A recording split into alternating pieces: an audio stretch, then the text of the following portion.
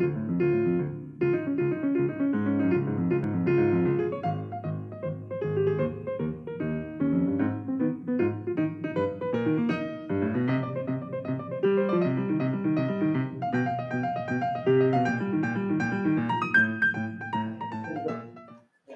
afternoon, everyone. My name is Derek Tarson, and I am the head of the Elmwood Playhouse Public Domain Players, which is producing this reading. And this is a little bit new for us. We don't usually do stuff quite this involved with costumes and furniture, but it is still a reading. We will all be carrying our scripts. All of the props will be mine, so you should know it. A couple of people I just want to gratefully acknowledge. I'd like to acknowledge our costumer, Janet Benton. Thank you. I would like to acknowledge Michael Eden and the Doll's House Part 2 production, and other support, and our videographer, Steve Taylor. So Doll's House Part 2 was written by Ibsen in 1879 and was actually based on a woman that he knew who was convicted of forgery. Just a little factoid before we start. I just want to introduce our cast. Our lead, Nora, is Tiffany Faulkner. Husband Torvald, Aaron Newcomb. Mrs. Lynn, Marion Wieland. Krogstad, Daniel Kingsland. I will also be playing Dr. Wonk. And every other role at the stage presence will be done by Holly Corbin, including Anne-Marie the nurse, the various maids, the porter, and the children. Enjoy the show.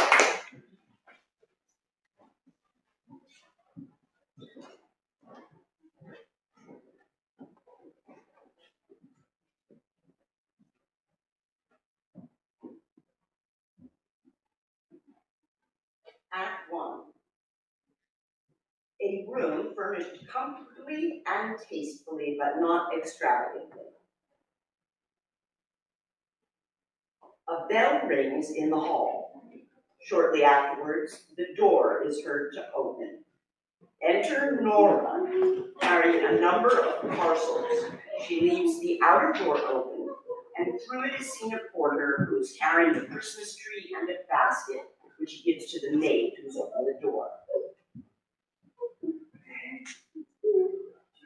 Oh, hide the Christmas tree carefully, house. Be sure the children do not see it until this evening when it is dressed. Oh, how much? 6 pence. Oh, there is a shilling. Oh, now keep the change. The porter thanks her and goes out. Nora shuts the door. She takes a packet of macaroons from her pocket and eats one or two.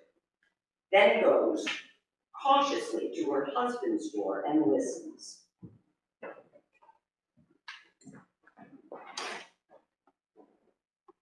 Yes, he is in. Is that my little lark twittering out there? Yes, it is. Is it my little squirrel bustling about? Yes. When did my squirrel come home? Oh, just now. Oh, come in here, Torvald, and see what I bought. Don't disturb me. What did you say? All these things? Has my little spendthrift been wasting money again? Oh, yes, but Torvald, this year we really can let ourselves go a little. And this is the first Christmas that we've not needed to economize. Still, you know we cannot spend money recklessly. Yes, Torvald, we may be a wee bit more reckless now, may we? Just a tiny wee bit. But you're gonna have a big salary and earn lots of money. Yes, after the new year, but then it will be a whole quarter before the salary is due. Who? We can borrow until then. Nora. The same little featherhead. Suppose now that I borrowed £50 today, and you spent it all in the Christmas week. And on New Year's Eve, a slate fell on my head and killed me. Oh! And then... Don't say such horrid things! Still, suppose that happened. What then? Well, if that were to happen, I don't suppose I should care whether I owe money or not. Yes, but what about the people who would rent it? They? Who would bother about them? I should not know who they are. Ugh, that is like a woman. But seriously, Nora, you know what I think about that. No debt, no borrowing. There can be no freedom or beauty about a home life that depends on borrowing and debt. We two have kept bravely on the straight road so far, and we will go on the same way for the short time longer if there need be any struggle. As you please, Torvald. Come, my little starlark, must not droop her wings. What is this? Is my little squirrel out of temper? Nora, what do you think I have got here? Money? Gee, there you are. Do you think I don't know what a lot is wanted for housekeeping at Christmas time? 10 shillings a pound. 2 pounds! Thank you, Torvald. That will keep me going for a long time. Indeed, it must. Yes, it will. But come here and let me show you what I have bought, and all so cheap. Look, here is a new suit for Ivar. Oh, and a sword, and a horse and trumpet for Bob. Oh, and a doll and a dolly's bedstead for Emmy. They are very plain, but anyway, she will soon break them into pieces. Oh, and here are dress pins and handkerchiefs for the maids. Oh, Anne really ought to have something better. And what is it this Oh, no! You mustn't open that until this evening. Very well. But now tell me, you extravagant little person, what would you like for yourself? For myself? Oh, I am sure I don't want anything. Yes, but you must. Tell me something reasonable that you would particularly like to have. No, I really can't think of anything. Unless... Torvald, Well, if you really want to give me something, you might... well, out with it. No, you might give me money, Torvald. Only just as much as you can afford, and then one of these days I will buy something with it. Nora. Oh, do. Dear Torvald, please do. Then I will wrap it in beautiful gilt paper and hang it on the Christmas tree. Wouldn't that be fun? What are little people called that are always wasting money? Spendthrifts, I know. Let us do as you suggest, Torvald, and then I shall have time to think about what I am most in want of. That is a very sensible plan, isn't it? Indeed, it is. That is to say, if you were really to save out of the money I give you and then really buy something for yourself. But you spend it all on the housekeeping and any number of unnecessary things that I merely have to pay up again. Oh, but Torvald, You can't deny it, my dear little Nora. It's a sweet little spendthrift, but she uses up a deal of money. One would hardly believe how expensive such little persons are. it's a shame that you say that. I really do save all that I can. That's very true. All you can. But you can't save anything. You haven't any idea how many expenses we skylarks and squirrels have, Torvald. You are an odd little soul. Very like your father. You always find some new way of wheedling money out of me. And as soon as you have got it, it seems to melt in your hands. You never know where it's gone. Still, one must take you as you are. It's in the blood. For indeed, it is true that you can inherit these things. I wish I had inherited many of Papa's qualities. And I would not wish you to be anything but just what you are. My sweet little Skylar. But you know, it strikes me that you are looking rather, what should I say, rather uneasy today. Do I? You do, really, yeah. Look straight at me. Well, Hasn't Miss Sweet Tooth been breaking rules in town today? no, what makes you think that? Hasn't she paid a visit to the confectioner's? No, I assure you, Torvald. No, not been nibbling sweets? No, certainly not. Not even taken a bite of a macaroon? No, Torvald, I assure you, really. Of course, I was only joking. I should not think of going against your wishes. No, I am sure of that. Besides, you gave me your word. Keep your little Christmas secrets to yourself, my darling. They will all be revealed tonight when the Christmas tree is lit, no doubt. Oh, did you remember to invite Dr. Ryan? No, but there's no need. As a matter of course, he will come to dinner with us. However, I will ask him when he comes in this morning. I've ordered some good wine. Nora, you can't think how I'm looking forward to this evening. Oh, so am I. And how the children will enjoy themselves, Torvald. It is splendid to feel that one has a perfectly safe appointment and a big enough income. It's delightful to think of, isn't it? Oh, it's wonderful. Do you remember last Christmas? For a whole 3 weeks beforehand, you shut yourself up every evening until long after midnight making ornaments for the Christmas tree. And all the other fine things that would be a surprise to us. It was the dullest 3 weeks I ever spent. I didn't find it dull. But there was precious little results, Nora. Oh, you shouldn't tease me about that again. How can I help that the cat's going in there and tearing everything to pieces? Of course you couldn't, poor little girl. You had the best of intentions to please us all, and that's the main thing. But it is a good thing that our hard times are over. Yes, it really is wonderful. This time I needn't sit here and be dull all alone, and you needn't ruin your dear eyes and your pretty little. No, Torvald, I need it any longer, need I? Oh, it's wonderfully lovely to hear you say so. Now, I will tell you how I've been thinking we ought to arrange things, Torvald. As soon as Christmas is over, A bell rings in the hall. there's the bell. There's someone at the door. What a nuisance! If it is a caller, remember, I am not at home. A lady to see you, ma'am. A stranger. Oh, ask her to come in. The doctor came at the same time, sir. Did he go straight to my room? Yes, sir. The maid ushers in Mrs. Lynn. How do you do, Nora? How do you do? You don't recognize me, I suppose. No, I don't. Yes, sweetie. Sure, I seem to. Oh, yes, Christine! Is it really you? Yes, it is I. Oh, Christine, to think of me not recognizing you and yet. Oh, how you have altered, Christine. Yes, I have indeed. For 9, 10 long years. It's been so long since we met. I suppose it is. The last 8 years have been a happy time for me, I can tell you. So now you've come into town and have taken this long journey in winter. That was lucky of you. I arrived by steamer this morning. To have some fun at Christmas time, of course. How delightful.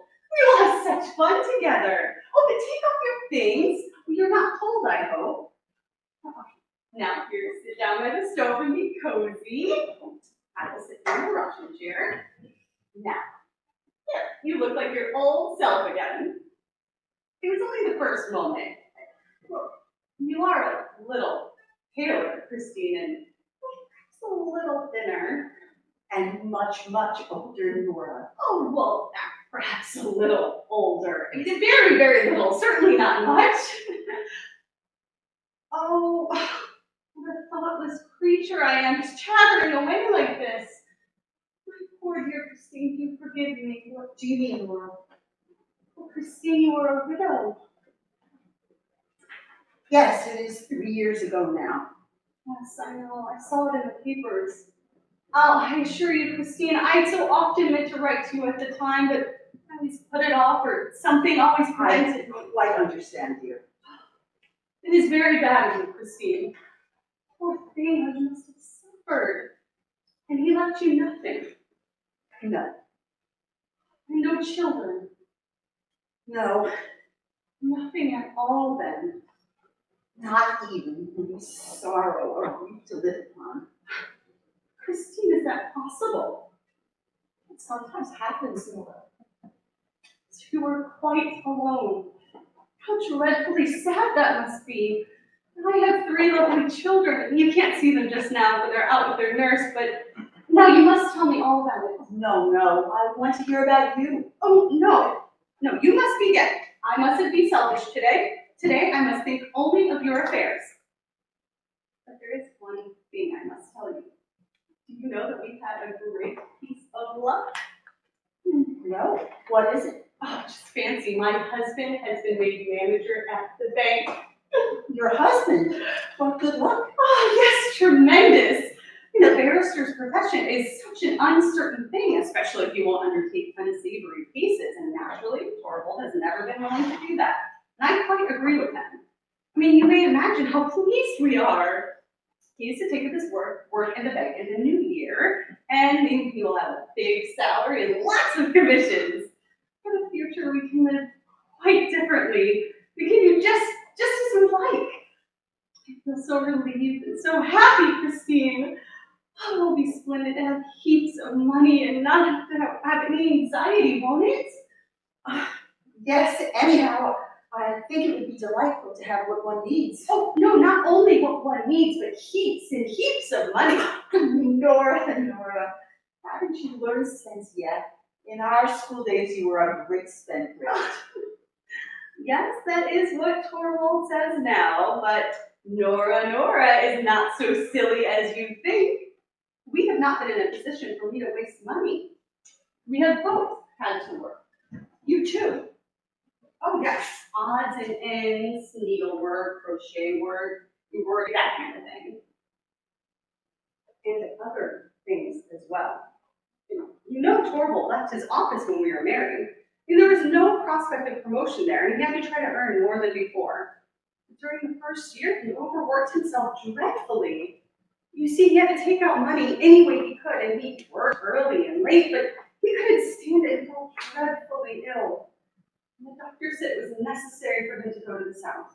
You spent a whole year in Italy, didn't you? Yes, it was no easy matter to get away, I can tell you. It was just after Ivar was born, but naturally we had to go. It's a wonderful, beautiful journey.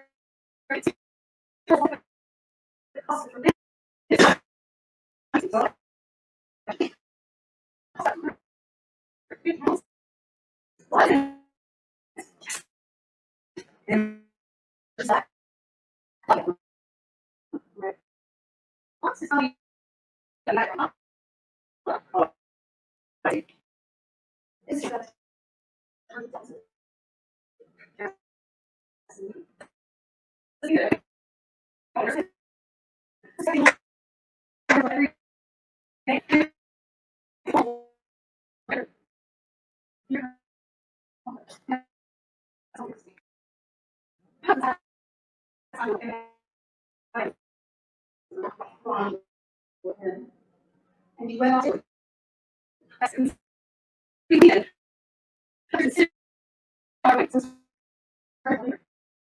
and that well.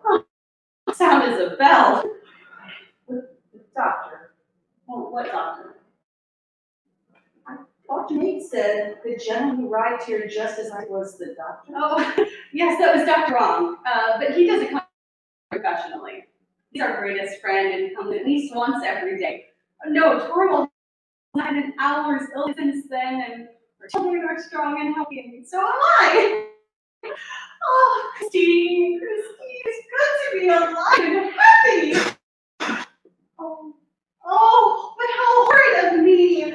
I am talking of nothing but my own affairs. You mustn't be angry with me. Tell me, is it really true that you did not love your husband? Why did you marry him? My mother was alive then, and I was bedridden and helpless, and I had to provide for my two younger brothers, so I didn't think it was justified in refusing his offer. No, perhaps you were quite right. Well, he was rich at the time then. I believe he was quite well off, but his business was a precarious one, and when he died, it all went to pieces and there was nothing left. Well, I had to turn my hand to anything I could find. First a small shop, then a small school, and so on. The last 3 years seemed like one long working day with no rest. How is it in Nora? My poor mother needs me no more. She's gone. The boys do not need me either. They've got situations and can shift for themselves. What a relief you must feel. Indeed, I only feel my life unspeakably empty. No one to live for anymore. That is why I could not stand the life in my little backwater any longer. I hope it may be easier here to find something which will busy me and occupy my thoughts. Only I could have the good luck to get some regular work, office work of some kind. But Christine, that is so frightfully tiring. You look tired out. I mean, you had far better go away to some watering place. I have no father to give me money for a journey, Nora. Oh, don't be angry with me, Christine. It's you who must not be angry with me, dear. The worst position like mine is that makes one so bitter. No one to work for, and yet obliged to always be on the lookout for chances. One must live, and so one becomes selfish. When you told me the happy journey your fortunes had taken, you will hardly believe it. I was delighted not so much on her account as my own. How do you mean? Oh, I understand. You mean that perhaps Torvald could get you something to do? yes, that is what I was thinking. You must, Christine. Just leave it to me. I will broach the subject very cleverly. I will think of something that will please him very much. It will make me so happy to be of some use to you. How kind you are, Nora, to be so anxious to help me. It is doubly kind of you, for you know so little of the burdens and troubles of life. I know so little of them. My dear, small household cares and that sort of thing. You're a child, Nora. You ought not to be so superior. No? You are just like the others. They all think I'm incapable of anything really serious. Oh, come. I mean, that I've gone through nothing in this world of cares. But my dear Nora, you just told me all the trouble. Oh, pooh, those were trifles. I've not yet told you of the important thing. The important thing, what do you mean? You look down upon me altogether, Christine, but you ought not to. You are proud, aren't you, of having worked so hard and so long for your mother? Indeed, I don't look down on anyone. But it is true that I am both proud and glad to think that I was privileged to make the end of my mother's life almost free from care. And you are proud to think of what you have done for your brothers. I think I have the right to be. I think so too. But now listen to this. I too have something to be proud and glad of. I have no doubt you have, but what do you refer to? Speak low. Suppose Torvald were to hear. He mustn't, on any count. No one in the world must know, Christine, except you. But what is it? Now I will show you that I too have something to be proud and glad of. It was I that saved Torvald's life. Saved. How? Well, I told you about our trip to Italy. Torvald would never have recovered if we had not gone there. Yes, but your father gave you the necessary funds.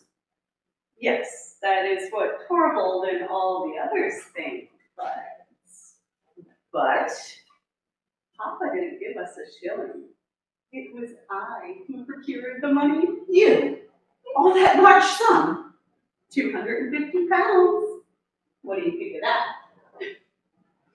Nora, how could you possibly do it? Did you win a prize at the lottery? In the lottery? There would have been no credit in that. Where did you get it from then?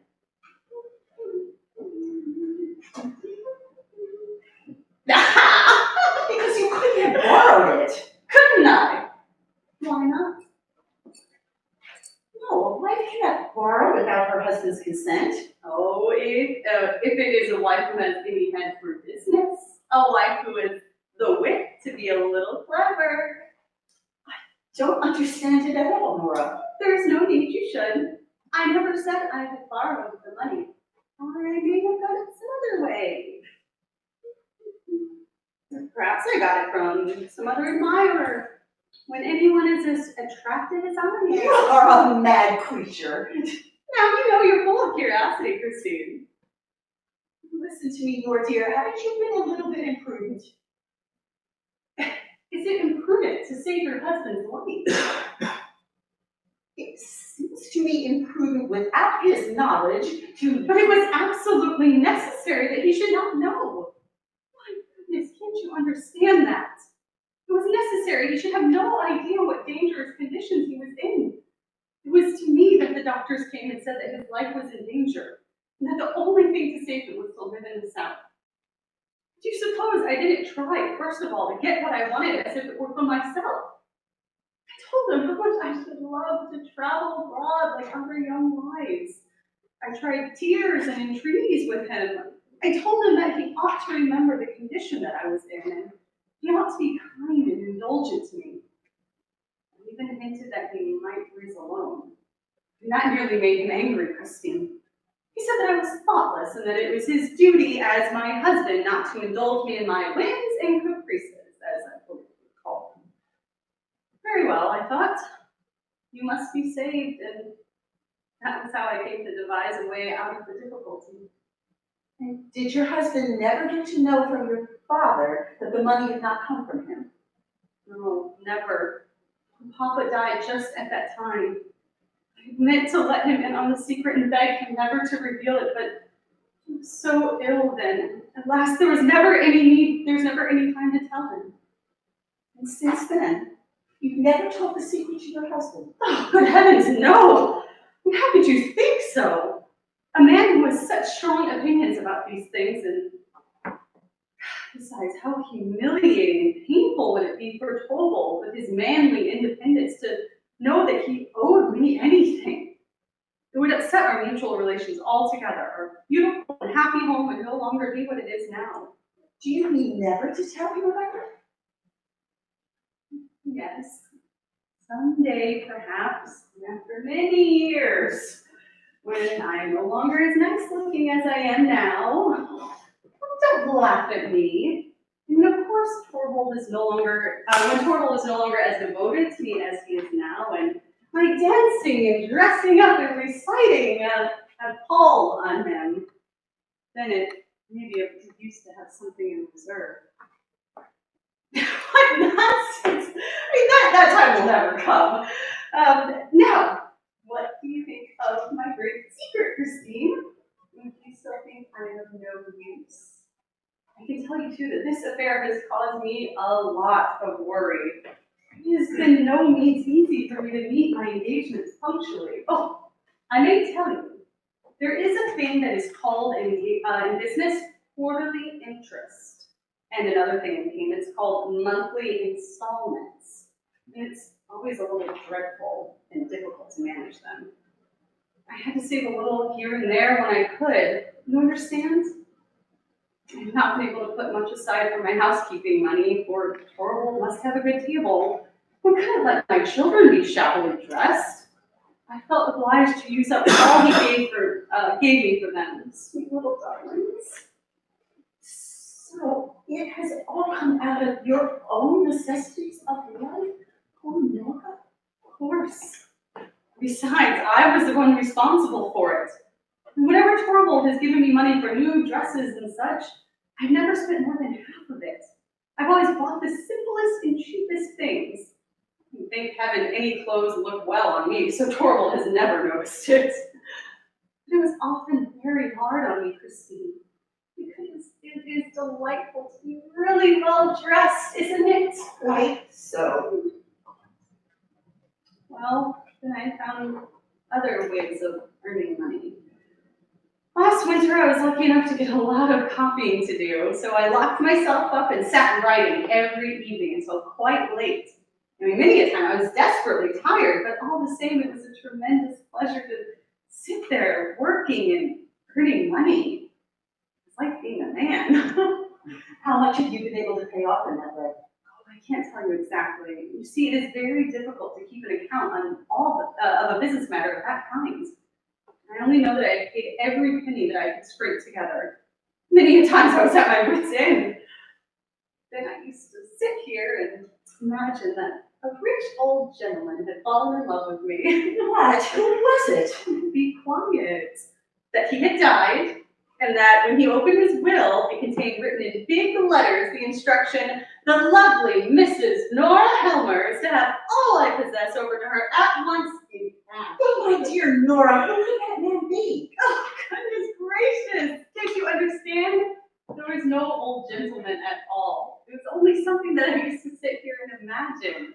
And I couldn't think of any way of procuring money. But all the same now, the tiresome old person can stay where he is, as far as I'm concerned. I don't care about him or his will either, for I'm free from care now. Oh, my goodness, it's delightful to think of Christine. Free from care. Oh, to be free from care, quite free from care. And to be able to play and romp with the children, to be able to keep my house beautifully and have everything just as Torvald likes it. And think soon the spring will come, big blue sky. Perhaps we'll be able to take a little trip. Perhaps I will see the sea again. Oh, it's a wonderful thing to be alive and happy. A bell is heard in the hall. Oh, there's the bell. Perhaps I better go. No, don't go. No one will come in here. It's for Torvald, to be sure. Excuse me, ma'am. There's a gentleman to see the master, and there's the doctors with him. Well, who is it? Desire, Mrs. Helmer. What is it? What do you want to see my husband about? Bank business, in a way. I have a small post in the bank, and I hear your husband is to be our chief now. Then it is. Nothing but dry business matters, Mrs. Helmer. Absolutely nothing else. Be so good as to go into the study then.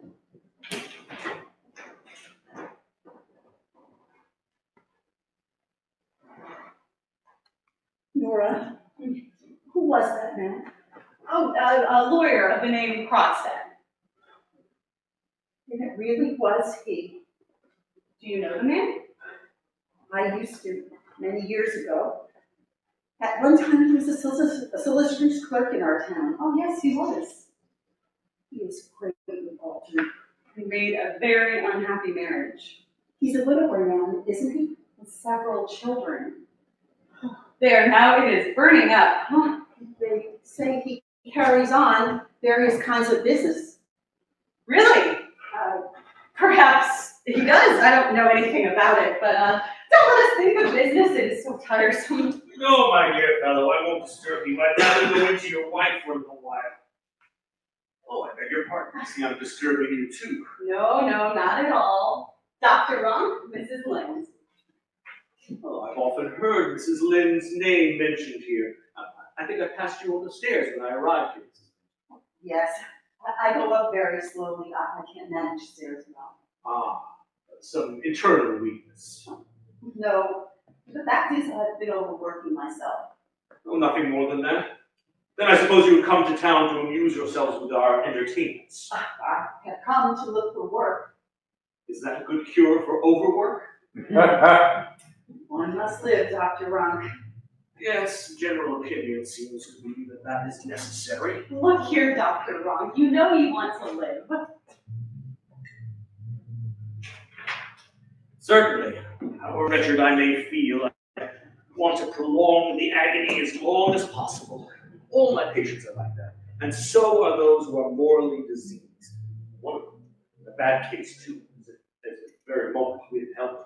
Oh, Whom do you mean? A lawyer by the name of Krogstad, a fellow you don't know at all. He suffers from a diseased moral character, Mrs. Helmer. But even he began talking of its being highly important that he should live. Did he? What did he want to speak to Torvald about? I have no idea. I only heard of something about the bank.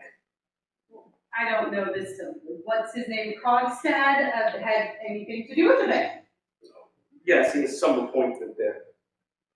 I don't know whether you find also in your part of the world that there are certain people who go zealously snuffing about to smell out moral corruption, and as soon as they have found some, put the person concerned into some lucrative position where they can keep their eye on him.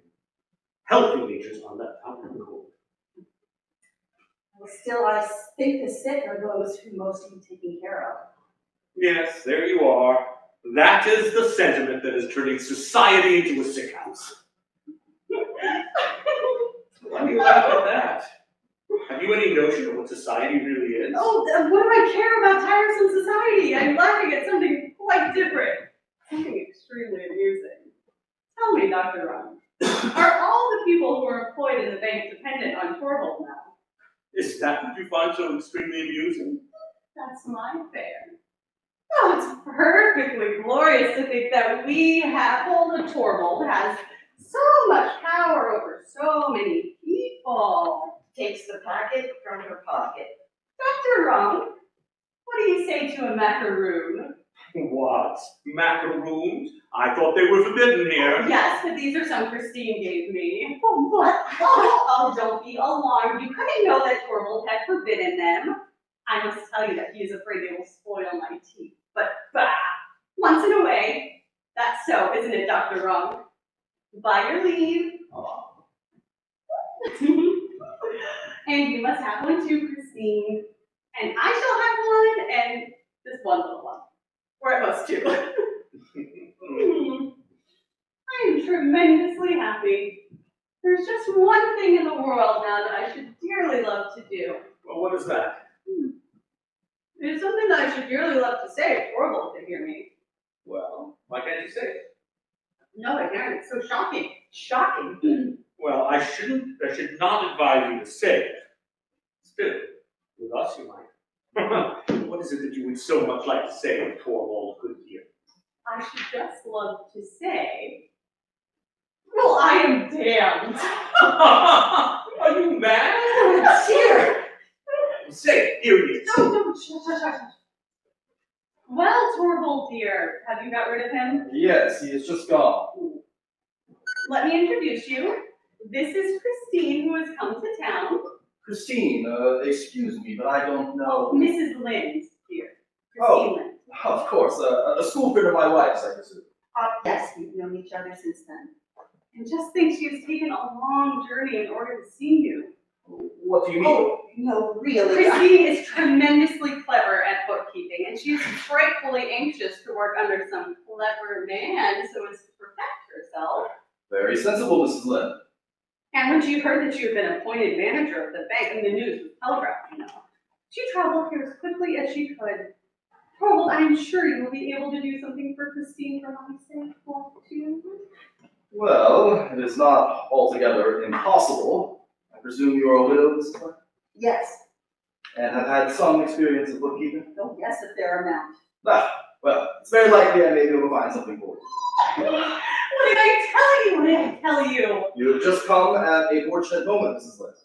How am I to thank you? There's no need, but today you must excuse me. Wait a minute, I will come with you. Oh, don't be long away, Torvald dear. About an hour, not more. What were you going to do, Christine? Oh, yes, I must go look for a room.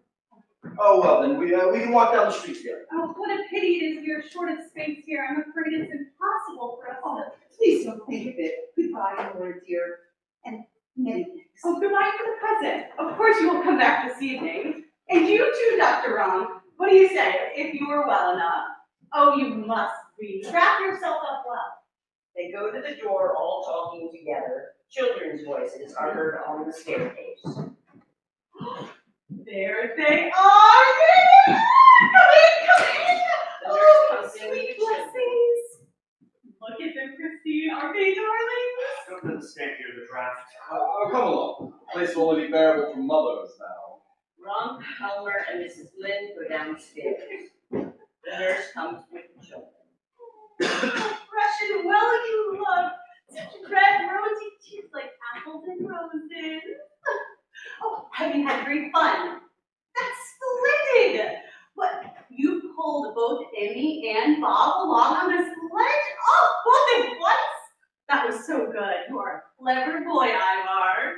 Oh, let me take her for a little bit, Anne. Oh, my sweet baby doll.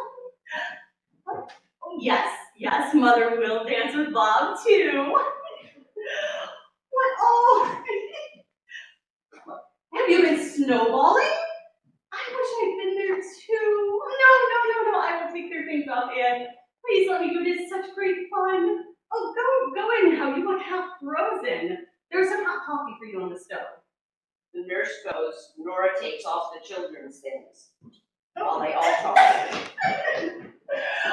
Oh, really? Did a big dog run after you? But it didn't bite you. No, big dogs don't bite nice little dolly children. Oh, you mustn't look at the parcels I borrowed. No, what are they? Well, I dare say you would like to know. No, it is something nasty. Come, let us have a game. And what shall we play at? Hide and seek? Yes, we will play hide and seek. I shall hide first. Must I hide? Very well, I'll hide first. She and the children laugh and shout and romp in and out of the room. At last, Nora hides under the table. The children rush in and out for her, but do not see her. They hear her smothered laughter, run to the table, lift the cloth, and find her. Shouts of laughter. She crawls forward and pretends to frighten them. Fresh laughter. Meanwhile, there has been a knock at the hall door, but none of them has noticed it. The door is half open, and Krogstad appears. He waits a little, the game goes on.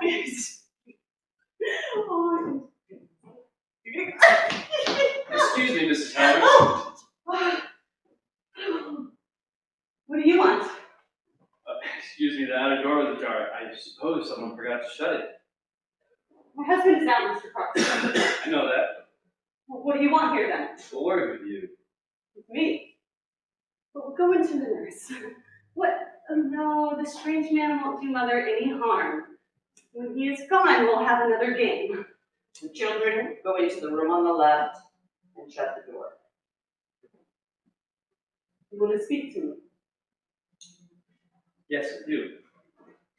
Today. It is not the first of the month yet. No, it is Christmas Eve. It will depend on yourself what sort of a Christmas you will spend.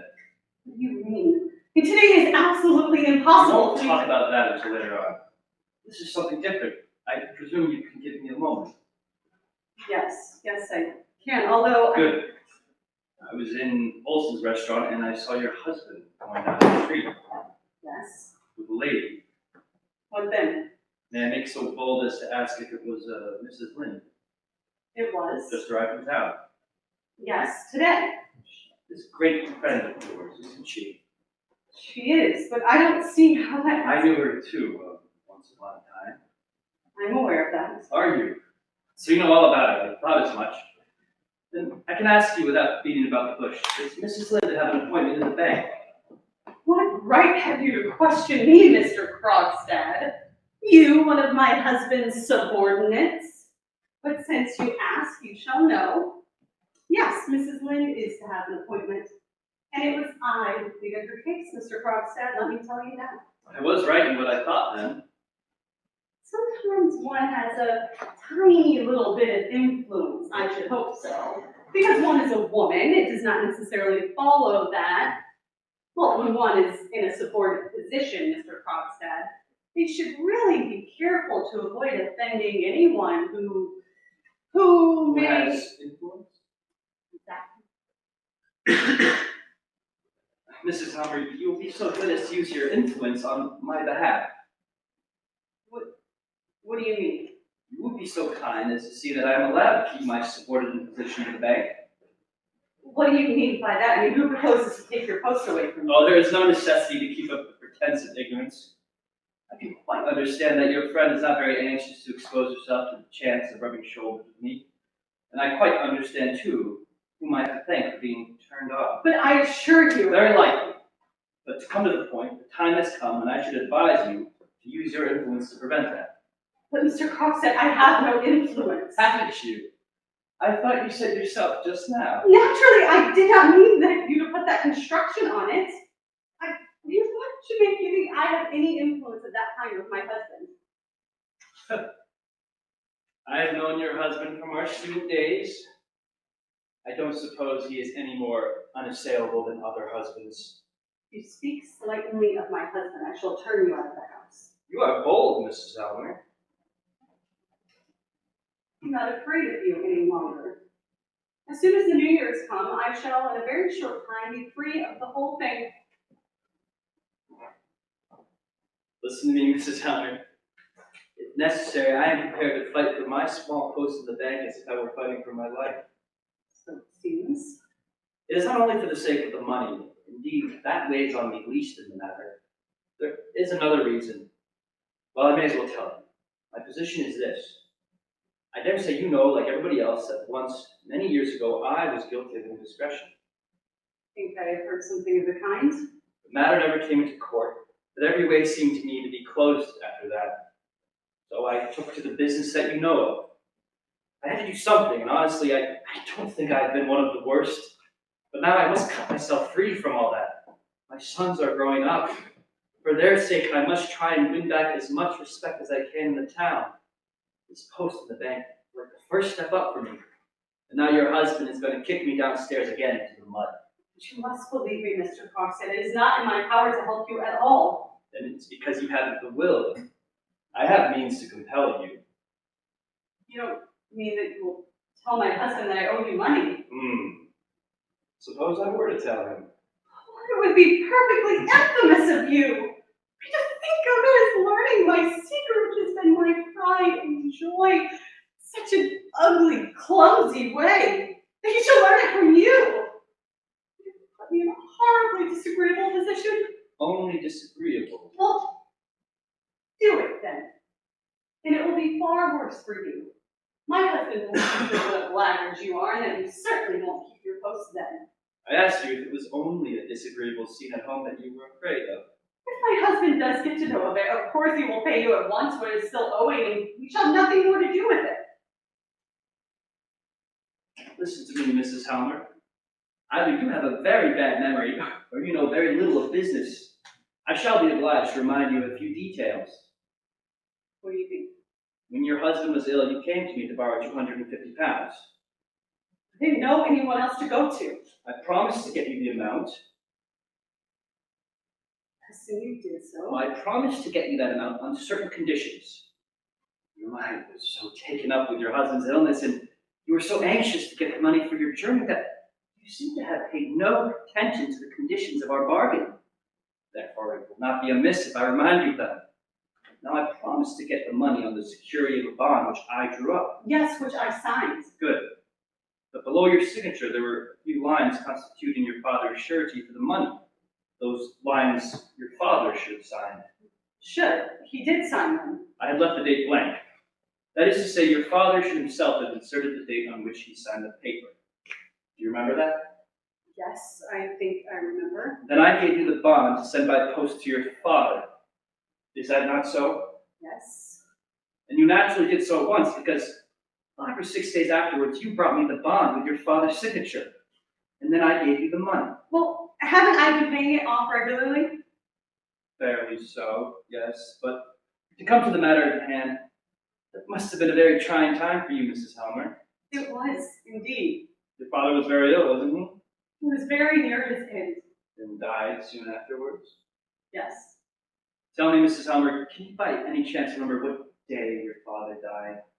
On what day of the month, I mean? Papa died on the 29th of September. That is correct. I have ascertained it for myself. And as that is so, there is a discrepancy Takes paper from his pocket. which I cannot account for. What discrepancy? I don't The know. discrepancy consists, Mrs. Helmer, in the fact that your father signed this bond 3 days after his death. What do you mean? I don't understand. Your father died on the 29th of September. But look here, your father has dated his signature 2nd of October. It is a discrepancy, isn't it? Can you explain it to me? It is a remarkable thing, too, that the words 2nd of October, as well as the year, are not written in your father's handwriting, but in one that I think I know. Oh, well, of course it can be explained. Your father may have forgotten to date his signature, and someone else may have dated it haphazard before they knew of his death. There is no harm in that. It all depends on the signature of the name. That is genuine, I suppose, Mrs. Elmer. It was your father himself who signed his name here. No, it was not. It was I that wrote Papa's name. Are you aware that this is a dangerous confession? In what way? You shall have your money soon. Let me ask you a question. Why did you not send your paper to your father? It was impossible. I mean, Papa was so ill, if I had to ask him for a signature, I should have had to tell him what the money was to be used for. And he was so ill himself, I couldn't tell him that my husband's life was in danger.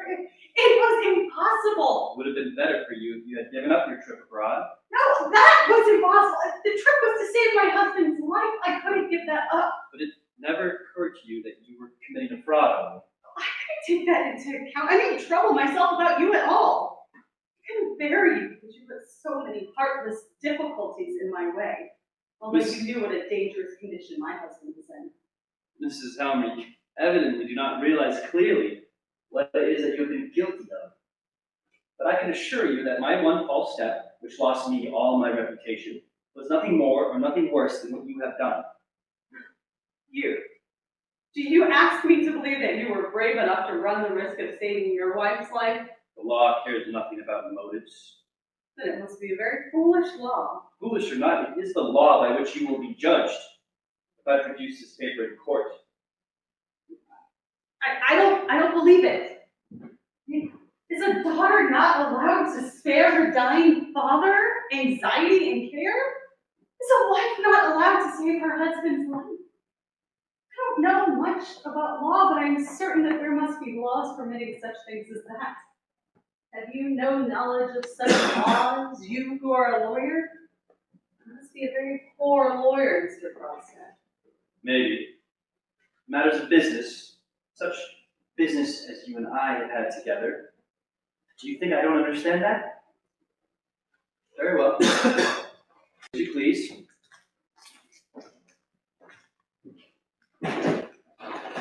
Let me tell you this. If I lose my position a second time, you shall lose yours with me.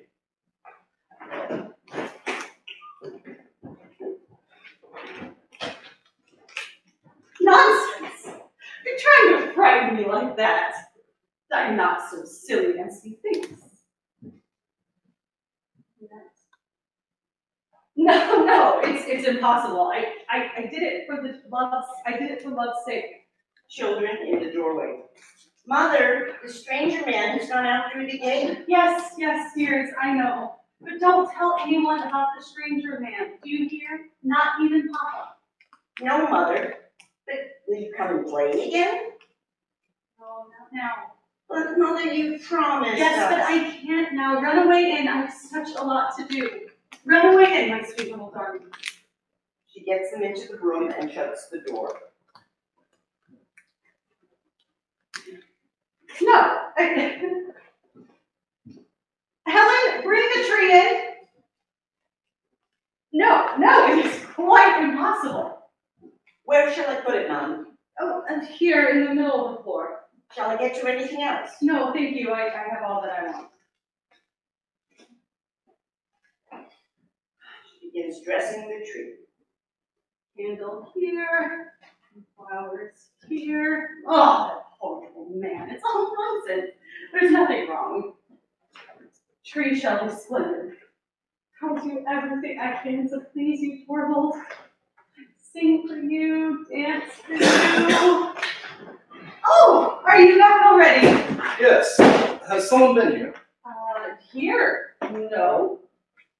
That's strange. I saw Krogstad going out of the gate. Did you? Oh, yes. I forgot Krogstad was here for a moment. Nora, I can see from your manner that he's been here begging you to say a good word for him. Yes. And you were to appear to do it of your own accord. You were to conceal from me the fact of his having been here. Didn't he beg that of you too? Yes, Torvald, but Nora! And you would be a party to that sort of thing. To have any talk with a man like that and give him any sort of promise? Did you tell me a lie into the bargain? a lie. Didn't you just tell me no one had been here? My little songbird must never do that again. The songbird must have a clean beak to chirp with. No false notes. That is so, isn't it? Yes, I'm sure it is. We'll say no more about it. Oh, how warm and snug it is in here.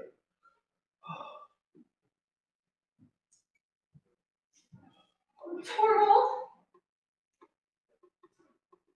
Yes? I am looking forward tremendously to the fancy dress ball at the Steinbergs the day after tomorrow. And I am tremendously curious to see what you're going to surprise me with. Oh, it was very silly of me to do that. What do you mean? I can't hit upon anything that will do. I mean, everything I think of seems so silly and insignificant. Does my little Nora acknowledge that at last? Are you very busy, Torvald? Well, What are all those papers? bank business. Already? I've got authority from the retiring manager to undertake the necessary changes in the staff and in the rearrangement of the work. And I must make use of the Christmas week for that, so as to have everything in order for the new year. And that was why this poor Krogstad. Oh. If you haven't been so busy, I should have asked you a tremendously big favor, Torvald. What is that? Tell me. Oh, there's no one that has as good a taste as you, and I do so want to look nice at the fancy dress ball.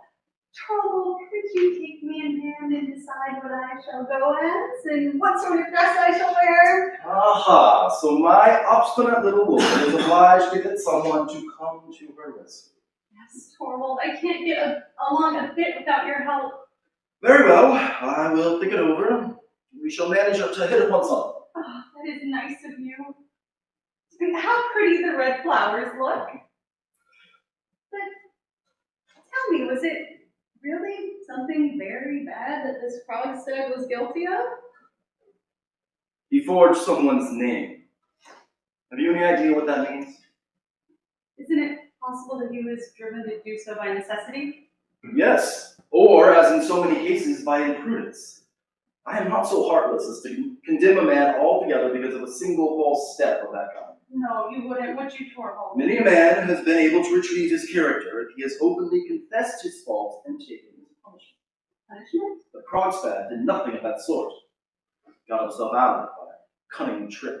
And that is why he has gone under altogether. Well, but do you think that it was... Just think how a guilty man like that has to lie and play the hypocrite with everyone, how he has to wear a mask in the presence of those near and dear to him, even before his own wife and children. And not the children. That is the most terrible part of it all. How? Because such an atmosphere of lies and thefts and poisons the whole life of a home. Each breath the children take in such a house is full of the germs of evil. Are you sure of that? My dear, I have often seen it in the course of my life as a lawyer. Almost everyone who has gone to the bad early in life has had a deceitful mother. Well, why do you only say mother? It seems most commonly to be the mother's influence, though naturally a bad father's would have the same result. Every lawyer is familiar with the facts. This Krogstad now has been persistently poisoning his own children with his lies and dissimulation. That is why I say he has lost all his moral character. That is why my sweet Philodora must promise me not to plead his cause. Give me your hand. Come, what is this? Give me your hand. There now. That's settled. I assure you it will be quite impossible for me to work with. I literally feel physically ill when I am in the company of such people. How hot it is in here. I have so much to do. Yes, and I must read through some of these before dinner. And I must think about your costume, too. If just possible, I may have something ready in rolled paper to hang up on the tree. Precious little cylinder. He goes into his room and shuts the door after him. No, this isn't true. It's impossible. It must be impossible. Nurse opens the door. The little ones are begging so hard to be allowed to come into Mama. Oh, no, don't let them come into me. You stay with them, Anne. There you are, Mom. She shuts the door.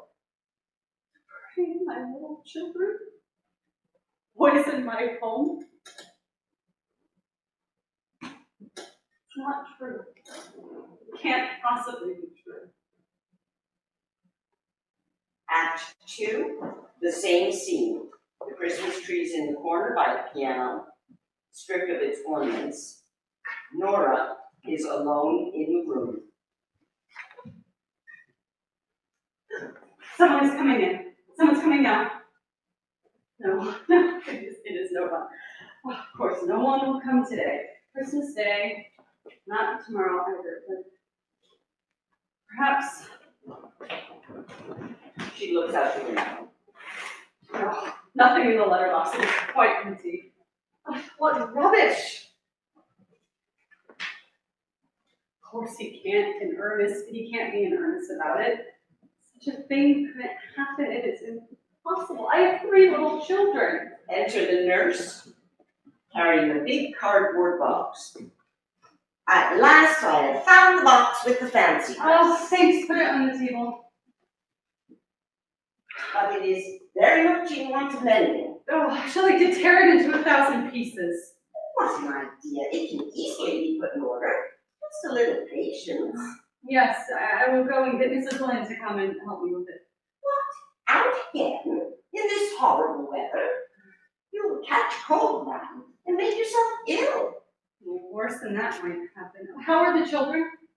The poor little souls are playing with their Christmas presents, but Do they ask for me much? you see, they're so accustomed to have their mom with them. Yes, but nurse, I shall not be able to be so much with them now as I was before. Oh, well, younger children easily get accustomed to anything. Do you think so? Do you think they would forget their mother if she went away altogether? Good heavens! Went away altogether. Nurse, I want you to tell me something I've often wondered about. How could you have the heart to put your own child out among strangers? I was obliged to if I wanted to be little Nora's nurse. Yes, but how could you be willing to do it? What? When I was going to get such a good place by it? A poor girl who had gotten into trouble should be glad to. Besides, that wicked man didn't do a single thing for me. But I suppose your daughter has quite forgotten you? No, indeed she hasn't. She wrote to me when she was confirmed, and when she was married. Oh, dear old Anne, you were a good mother to me when I was little. Little Nora, poor dear, had no other mother than me. And if my little ones had no other mother, I'm sure you would. What nonsense I am talking. Go into them. Now you'll see tomorrow how charming I shall look. I am sure there will be no one at the ball so charming as you, madam. Only I dared go out. Only no one would come. If only I could be sure nothing would happen here in the meantime. Stuff and nonsense! No one will come. Only I mustn't think about it. I will brush my mouth. What lovely, lovely gloves. God, out of my thoughts! Out of my thoughts. 1, 2, 3, 4, 5, 6. Someone is coming. Enter Mrs. Lynde. Oh, it is you, Christine. There is no one else out there, is there? I thought you would come. I heard you were up asking for me. Oh, yes, I was passing by. As a matter of fact, it is something I could use your help with. Let us sit down here. Look here.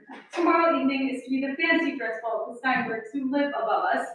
And Torvald wants me to go as a Neapolitan fisher girl and dance the tarantella that I learned in Capri. I see you're going to keep up the character. Yes, Torvald wants me to. Look, here's the dress. Torvald made it for me there, but now it is all so torn and I haven't any idea. We will easily put this right. It's only some of the trimming come on sewn here and there. You don't correct?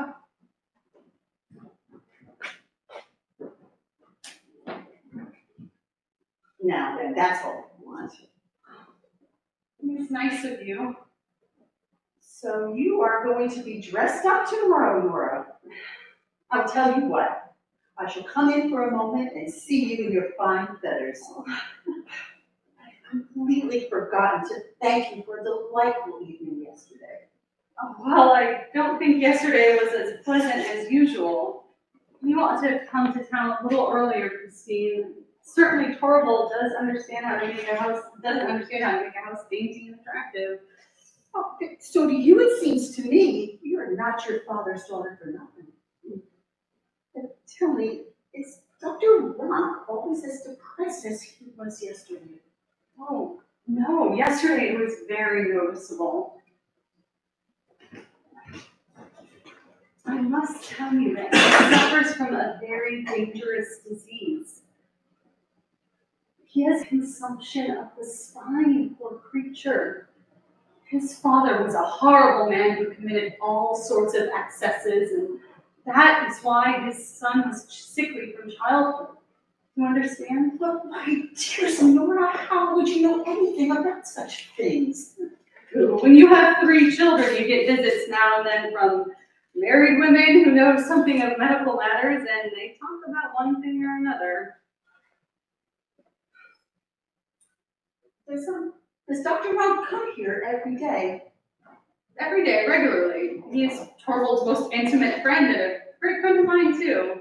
I mean, he's just like one of the family. But tell me this, is he perfectly sincere? I mean, isn't he the kind of man who's very anxious to make himself agreeable? Not in the least. What makes you think that?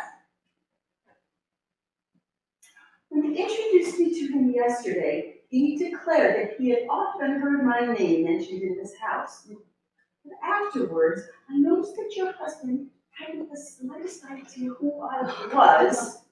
So how come you're That is quite right, Christine. I mean, Torvald is so absurdly fond of me that he wants me absolutely to himself, as he says. At first, he used to seem almost jealous if I mentioned any of the dear folk at home, so naturally I just gave up doing so. But I often talk about such things with Dr. Rump because he likes hearing about them. Listen to me, Nora. You are still very much like a child in many ways. I'm older than you in many ways and have a little more experience. Let me tell you this. You should make an end of it with Dr. Rump. What ought I make an end of? Well, of 2 things, I think.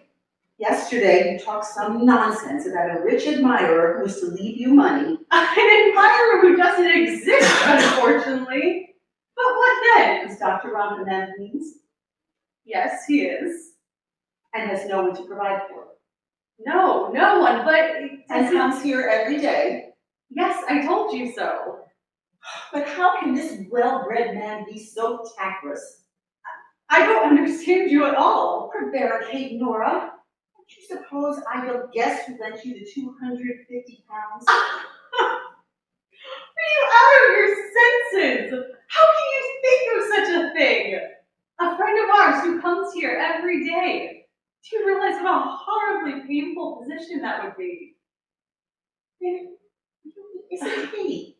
No, certainly not. It never had entered my head for a moment. Besides, he had no money to lend me then.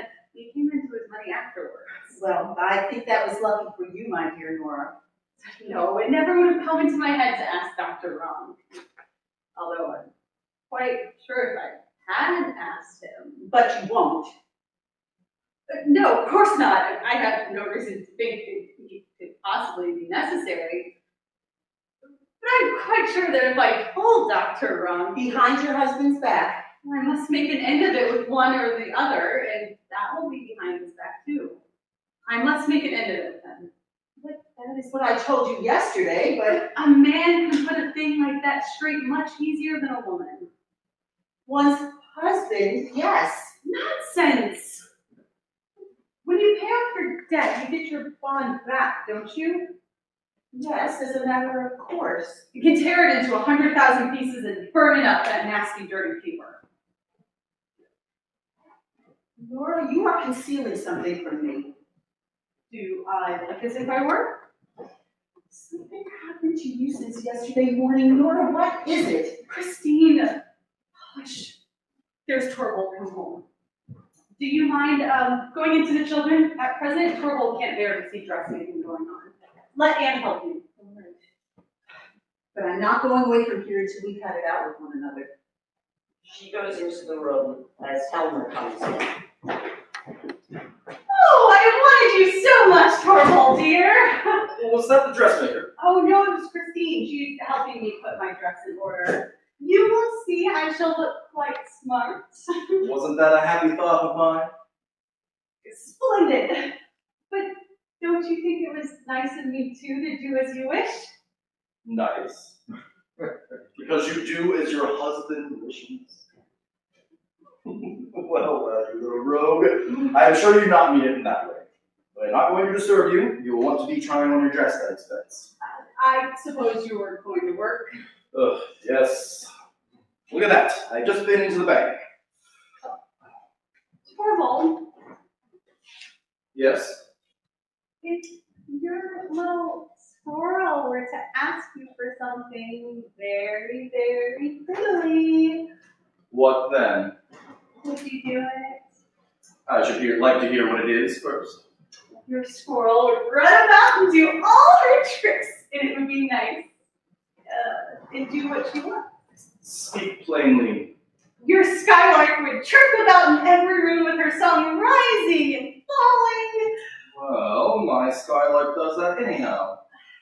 I would play the fairy and dance for you in the moonlight, Torvald. Nora, you surely don't mean that request you made for me this morning. Yes, Torvald, I beg you so earnestly. Have you really the courage to open that question again? Yes, dear, you must do as I ask.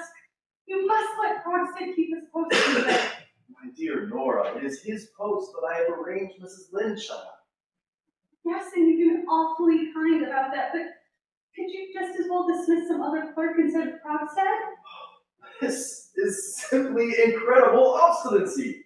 Because you chose to give him a thoughtless promise that you would speak for him, I am expected No, to... this isn't the reason, Torvald. It is for your own sake. This fellow writes in the most scurrilous newspapers. You've told me so yourself. He could do an unspeakable amount of harm. I am frightened to death of him. Ah, I understand. It is recollections of the past that scare you. What do you mean? Naturally, you are thinking of your father. Yes. Yes, of course. Just recall to your mind what those malicious creatures wrote in the papers about Papa. And how horribly they slandered him. I believe they would have procured his dismissal if the department had not sent you over to inquire into it, and you had not been so kindly disposed and helpful to him. My little Nora, there is an important difference between your father and me. Your father's reputation as a public official was not above suspicion. Mine is, and I hope it will continue to be so as long as I hold my office. You can never tell what mischief these men may contrive. We ought to be so well off, so snug and happy here in our peaceful home, and have no cares. You and I and the children, Torvald. This is why I beg you so earnestly. And it is just by interceding for him that you make it impossible for me to keep him. It is already known at the bank that I mean to dismiss Krogstad. Is it now to get about that the new manager has changed his mind at his wife's bidding? And what if it did? Of course. If only this obstinate little person can get her way. Do you suppose I'm going to make myself ridiculous before my whole staff? To let people think that I am a man to be swayed by all sorts of outside influence? I should very soon feel the consequences of it, I can tell you. And besides, there is one thing that makes it quite impossible for me to have Krogstad in the bank as long as I am manager. Whatever is that? His moral failings I might perhaps have overlooked, if necessary. Yes, you could, couldn't you? And I hear he is a good worker too. But I knew him when we were boys. He was one of those rash friendships that so often prove an incubus in afterlife. I may as well tell you plainly, we were once on very intimate terms with one another.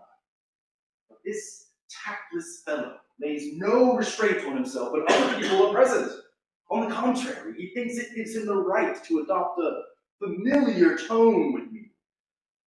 And every minute it is, I say, Helmer, old fellow, and that sort of thing. I assure you it is extremely painful. It would make my position in the bank intolerable. Horrible, I don't believe that you mean that. Don't you? Why not? Because it is such a narrow-minded way of looking at things. What do you say? Narrow-minded? Do you think I am narrow-minded? No, just the opposite, dear, and it is exactly for that reason. It's the same thing. You say my point of view is narrow-minded, so I must be so too. Narrow-minded. Very well. I must put an end to this. Helen! What are you gonna do? Settle it. Look here. Take this letter and go downstairs with it at once. Find a messenger and tell him to deliver it and be quick. Your address is on it. And here's the money. Very well, sir. Now then, little Miss Obstinate. Torvald, what was in that letter? Krogstad's dismissed. Oh, call her back, Torvald, there's still time. Oh, Torvald, call her back. Do it for my sake, for your own sake, for the children's sake. Do you hear me, Torvald? Call her back. You don't know what that letter can bring upon us. It's too late. Yes. Too late. Dear Nora, I can forgive the anxiety you're in. Well, really, it is an insult to me. It is indeed. Isn't it an insult to think that I should be afraid of a starving quill driver's vengeance? Well, I forgive you, nevertheless, because it is such eloquent witness to your great love for me.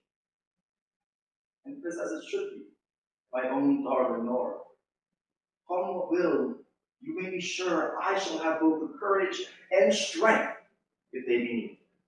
You will see I am man enough to take everything upon myself. What do you mean by that? Everything, I say. You will never have to do that. That's right.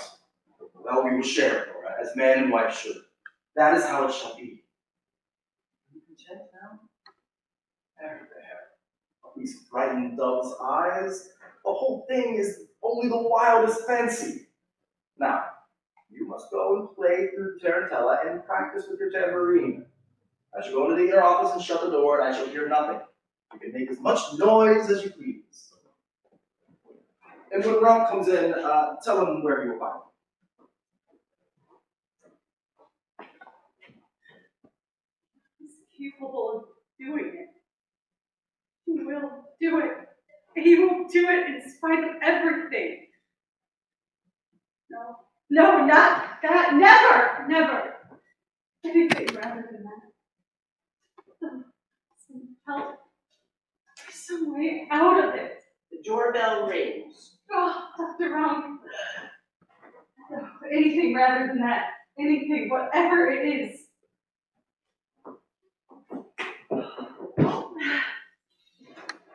Good day, Dr. Ronk. I knew your ring.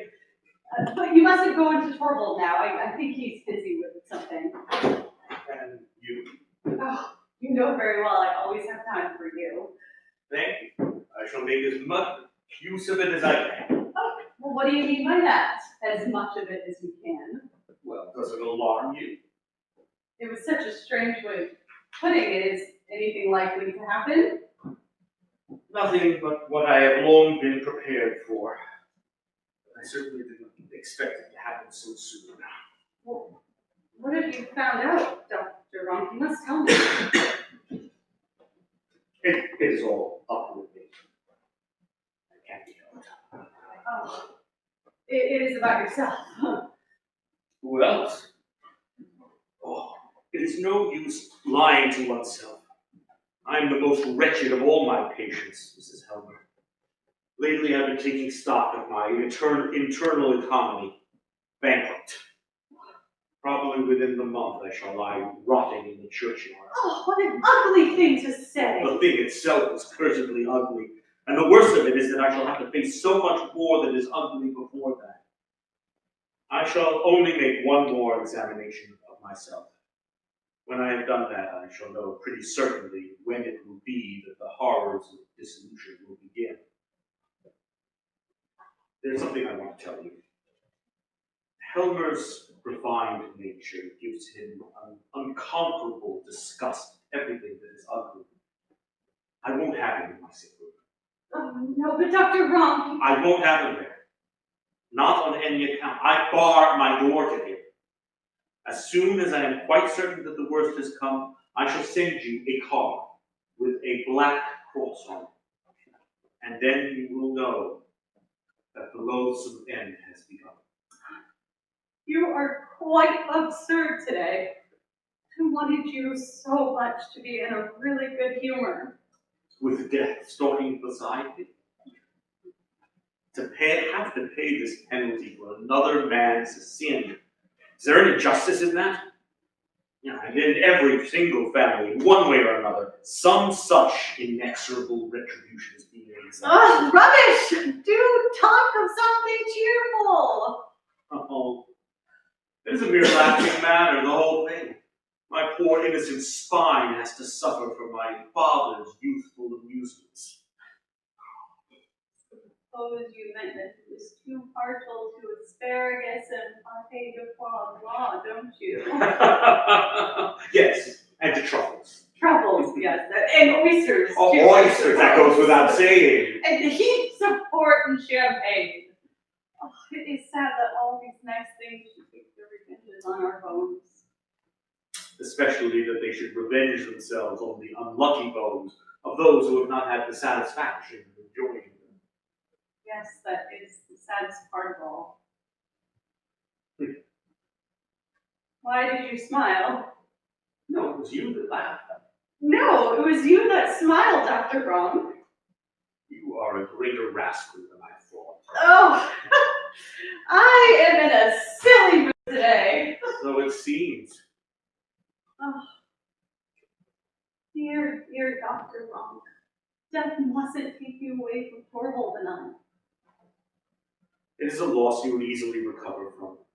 Those who are gone are soon forgotten. Do you believe that? People form new ties, and then Well, who will form new ties? both you and Helen, when I'm gone.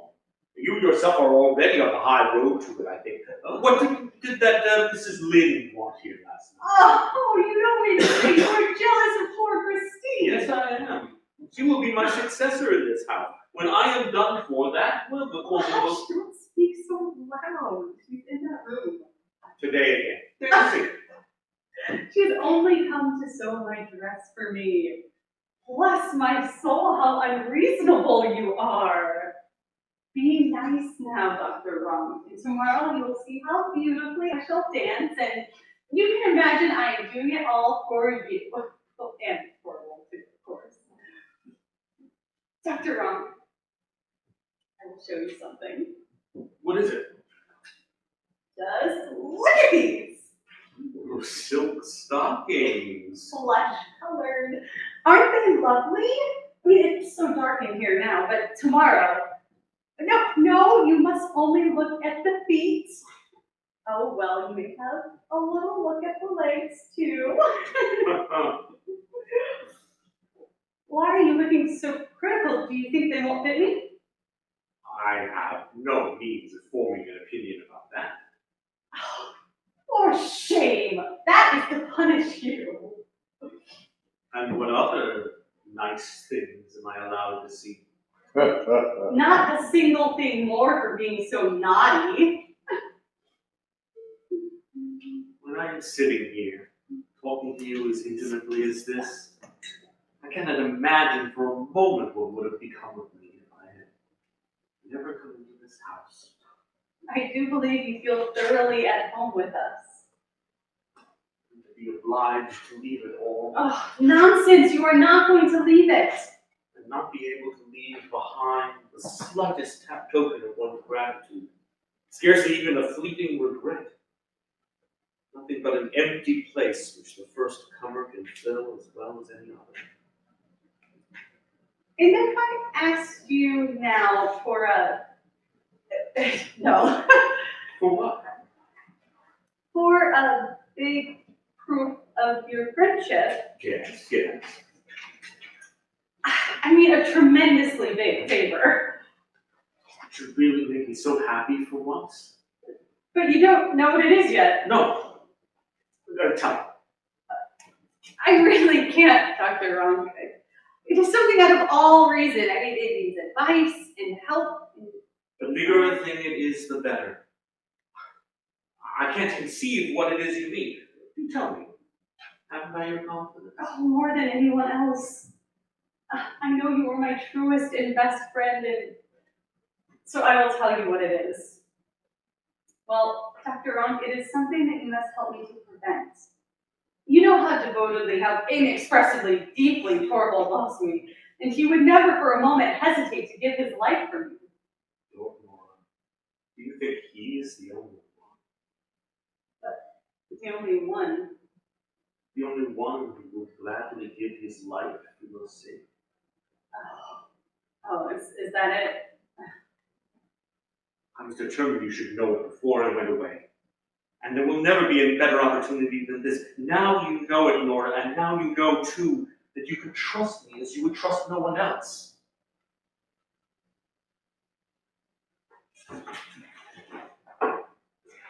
Let me pass.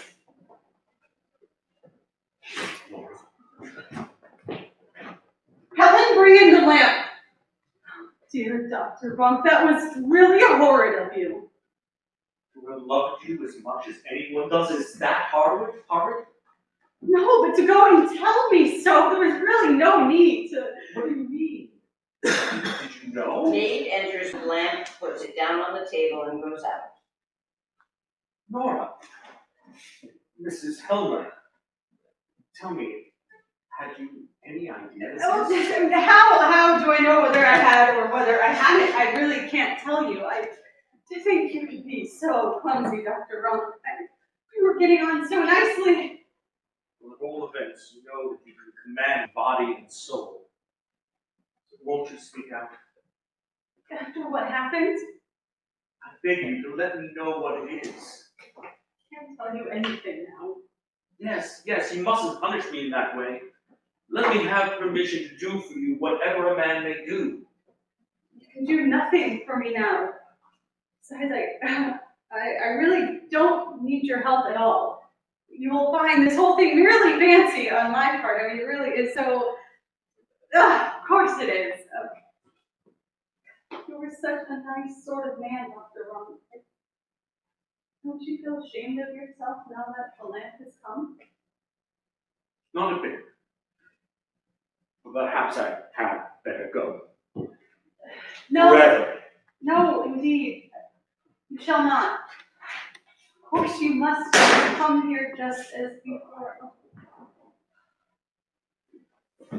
You know very well Torvald can't do without you. Yes, but you. I am always tremendously pleased when you come. It's just that. That was what put me on the wrong track. You are a riddle to me. I've often thought that you would almost as soon be in my company as in Helen's. Yes. You see, there are some people one loves best and others whom one would almost always rather have as companions. Yes, there is something in that. Well, when I was at home, of course I loved Papa best, but I always thought it was tremendous fun if I could steal down into the maid's room because they never moralized anything at all and talked to each other about such entertaining things. Oh, I see. It is their place, I think. Oh, dear nice Dr. Rock, I never meant that at all. But surely you can understand that being with Torvald is a little like being with Papa. Enter maid. If you please, ma'am, whispers and hands her a card. Oh, Is there anything wrong? no, not in the least. It was only something, my new dress. Your new dress is lying there. Oh, yes, that one, but this is another. I ordered it. Torvald mustn't know about it. Oh, so that was the great secret. Of course. Just go into him. He's sitting in the inner room. Keep him as long as... Make your mind easy. I won't let him escape. And was he standing ringing the kitchen? Yes, he came up back stairs. But didn't you tell him no one was in? Yes, but it was no good. He won't go away. No, he says he won't until he has seen you now. Well, let him come in quietly. Helen, you mustn't say anything about this to anyone. It's a surprise for my husband. Yes, ma'am, I quite understand. This dreadful thing is gonna happen. It will happen in spite of me. No, it can't happen. It shan't happen. She bolts the door of Helmer's room. The maid opens the hall for Krogstad.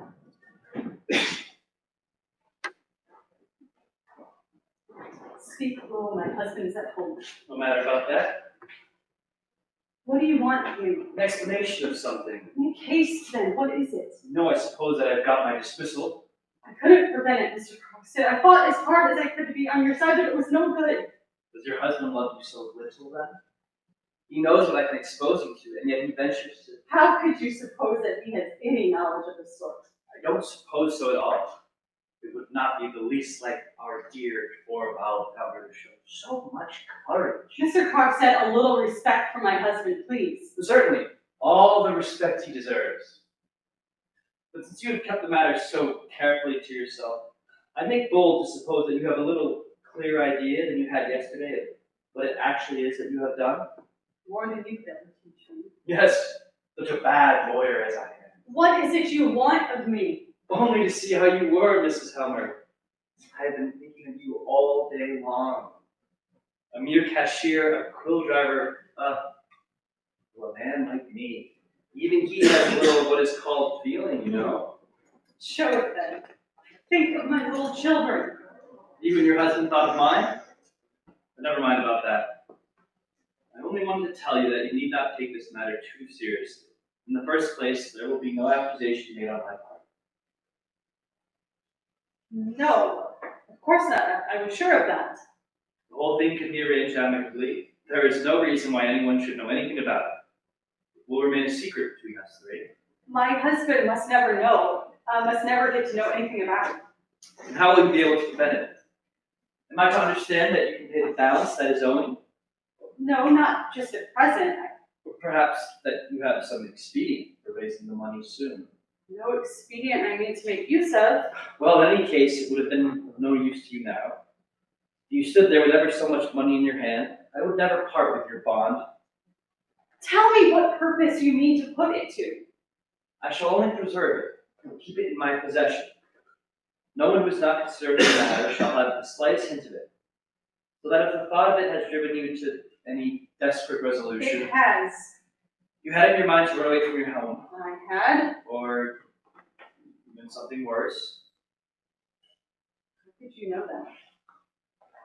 give up the idea. How did you know I thought it? Most of us think of that at first. I did too, but I hadn't the courage. No more had I. No, that's it, isn't it? You hadn't the courage either? No, I haven't. I haven't. Besides, it would have been a great piece of folly. Once the first storm at home is over, I have a letter for your husband in my pocket. Telling him everything? In as lenient a manner as I possibly could. You mustn't get the letter. Tear it up. I will find some means of getting money. Excuse me, Mrs. Helmer, but I think I told you just that. I'm not speaking of what I owe you. Tell me what sum you're asking my husband for, and I will get the money. I'm not asking your husband for a penny. What do you want then? I will tell you. I want to rehabilitate myself, Mrs. Helmer. I want to get on. And in that, your husband must help me. For the last year and a half, I have not had a hand in anything dishonorable. And in all that time, I have been struggling in most restricted circumstances. I was content to work my way up step by step. Now I am turned out, and I'm not going to be satisfied with merely being taken into favor again. I want to get on, I tell you. I want to get into the bank again in a higher position. Your husband must make a place for me. That he will never do.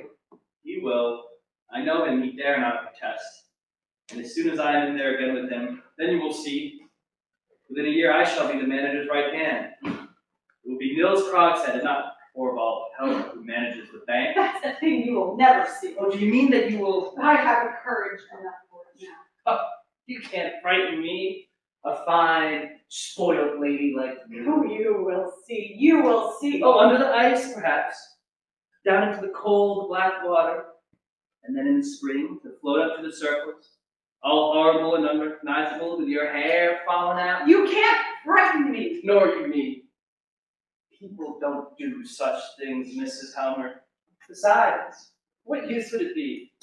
I should have him completely in my power all the same. Afterwards, when I no longer... Have you forgotten that it is I who have the keeping of your reputation? Well, now I've warned you. not do anything foolish. When Helmer has had my letter, I shall expect a message from him. Be sure you remember that it is your husband himself who has forced me into such ways as this. I will never forgive him for that. Goodbye, Mrs. Helmer.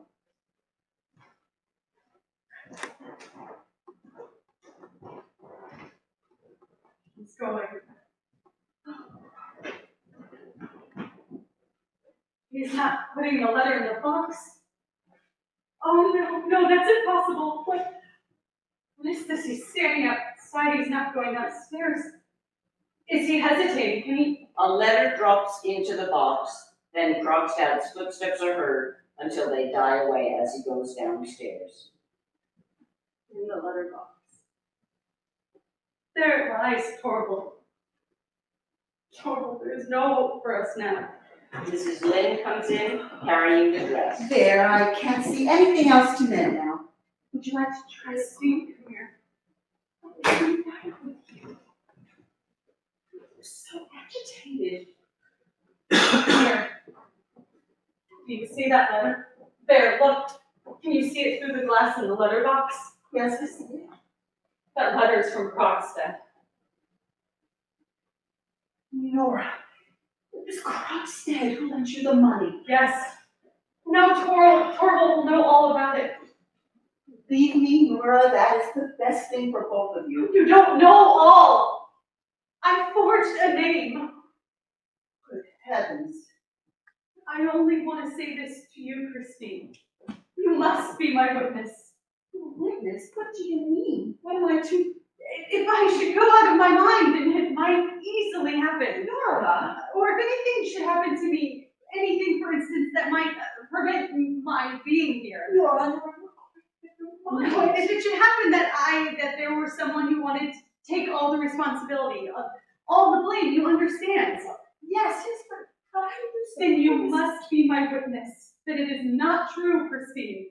I am not out of my mind at all. I am in my right senses now. And I tell you, no one else has known anything about it. And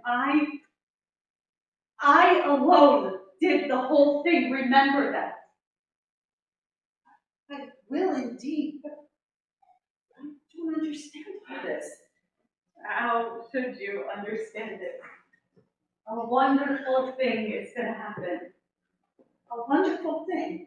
Yes, a wonderful thing, but it is so terrible, Christine, that it mustn't happen, not for all the world. I will go at once and see Krogstad. No, don't go to him. He will do you some harm. There was a time when he would gladly do anything for my sake. He? Where does he live? Oh, how should I know? Oh, yes, here is his card, but the letter! Nora! No, what's that? What do you want? Don't be so frightened. We are not coming in. You will block the door. You're trying on your dress? Yes, that's it. I look so nice, Torvald. I see he lives at the corner here. Yes, but it's no use. I mean, it is hopeless. The letter is lying in the box. And your husband keeps the key. Yes, always. Krogstad must ask for his letter back unread. He must find some pretense. It's just at this time that Torvald generally You goes. must delay him. Go to him in the meantime. I will come back as soon as I can.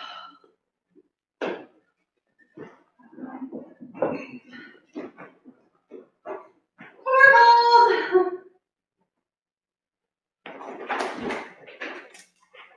Well, may I venture last to come into my own room again? Come along, Ronk. Now you will see. What is this? What is what, dear? Ronk led me to expect a splendid transformation. I understood so, but evidently I was mistaken. Yes, nobody is to have the chance of admiring my dress until tomorrow. My dear Nora, you look so worn out. Have you been practicing too much? No, I haven't practiced at all. But you only need to. Yes, indeed, I shall, Torvald, but I can't get on a bit without you to help me. I have absolutely forgotten the whole thing. Oh, we will soon work it up again. Yes, help me, Torvald. Promise me that you will. I'm so nervous about it. I mean, all the people. You must give yourself up to me entirely this evening. Not the tiniest bit of business. You must even take a pen to your hand. Will you promise me, Torvald dear? I promise. This evening I will be wholly and absolutely at your service, you helpless little mortal. By the way, first of all, I'll just, Oh, what are you going to do there? only see if any letters have come. Oh, no, don't do that, Torvald. Why not? Torvald, please, there's nothing in there. Well, let me look. Turns to go to the letterbox. Nora at the piano plays the first bars of the tarantella. Aha! I can't dance tomorrow if I don't practice with you. Are you really so afraid of it, dear? Oh, yes, so dreadfully afraid of it. Let me practice at once. There's time now before we go to dinner. Sit down and play for me, Torvald, dear. Criticize me and correct me as you play. With great pleasure, if you wish me to. He sits down at the piano. Okay, now play for me. I'm going to dance. Elmer plays and Nora dances. Ronk stands by the piano behind Elmer. Slower, slower! No, I can't do it any other way. Not so violently, Dora! Oh, this is the way. No, this is not a bit right. Didn't I tell you so? Let me play. Yes, do. I can correct you better. Ronk sits down at the piano and dances. Nora dances more and more wildly. Elmer gives her frequent instructions. She does not seem to hear him. He pays no attention and goes on dancing. Enter Mrs. Lynn. Such fine, Christine. My dear darling Nora, your dancing is your life depends So on it it. does. Stop, Rock. This is sheer madness. Stop, I tell you. I could never believe it. You have forgotten everything I taught you. There, you see? You want a lot of coaching. Yes, you see how much I need it. You must coach me to the last minute. Promise me that, Torvald. You can depend on me. You must not think of anything but me, either today or tomorrow. You mustn't open a single letter. Not even open the letterbox. You are still afraid of that fellow? Yes, indeed I am. Nora, I can tell from your looks that there's a letter from him lying there. I don't know. I mean, I think there is, but you must not read anything of that kind now. Nothing horrid must come between us until this is over. You mustn't contradict. The child shall have her way. But tomorrow night, after you have danced... Then you will be free. The maid appears. Oh, dinner's served, Mum. We shall have champagne, Helen. Very good, Mum. Hello, are we going to have a banquet? Yes, a champagne banquet till the small hours. And a few macaroons, Helen. Lots, just for once. Come, don't be so wild and nervous. Be my own little skylark as you used. Yes, dear, I will. But go in now, and you too, Dr. Runk. Christine, you must help me with my hair. I suppose there is nothing that you not expect me to do. Far from it, my good brother. It's simply nothing more than this childish nervousness. Well, Gone out of town. He's coming home tomorrow evening. I wrote a note for him. should have let it alone. I mean, you must prevent nothing. After all, it is splendid to be waiting for some wonderful thing to happen. What are you waiting for? You wouldn't understand. Go into them. I'll come in a moment.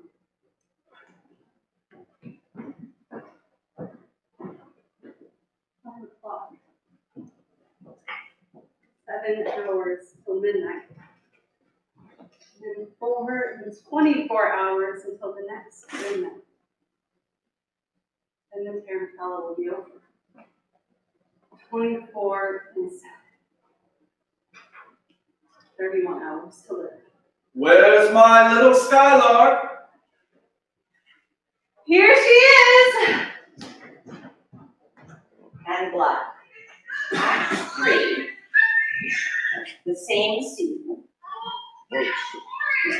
A lamp is burning on the table. The door into the hall stands open. Dance music is heard in the room above. Mrs. Lynde is sitting at the table, idly turning over the leaves of a book. She tries to read, but does not seem able to collect her thoughts. Every now and then, she listens intently for a sound at the outer door. Yet, the time is nearly up. Only he does not. Light There he is.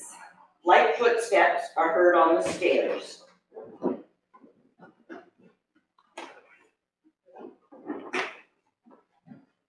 Come in. There's no one here. I don't know if you're at home.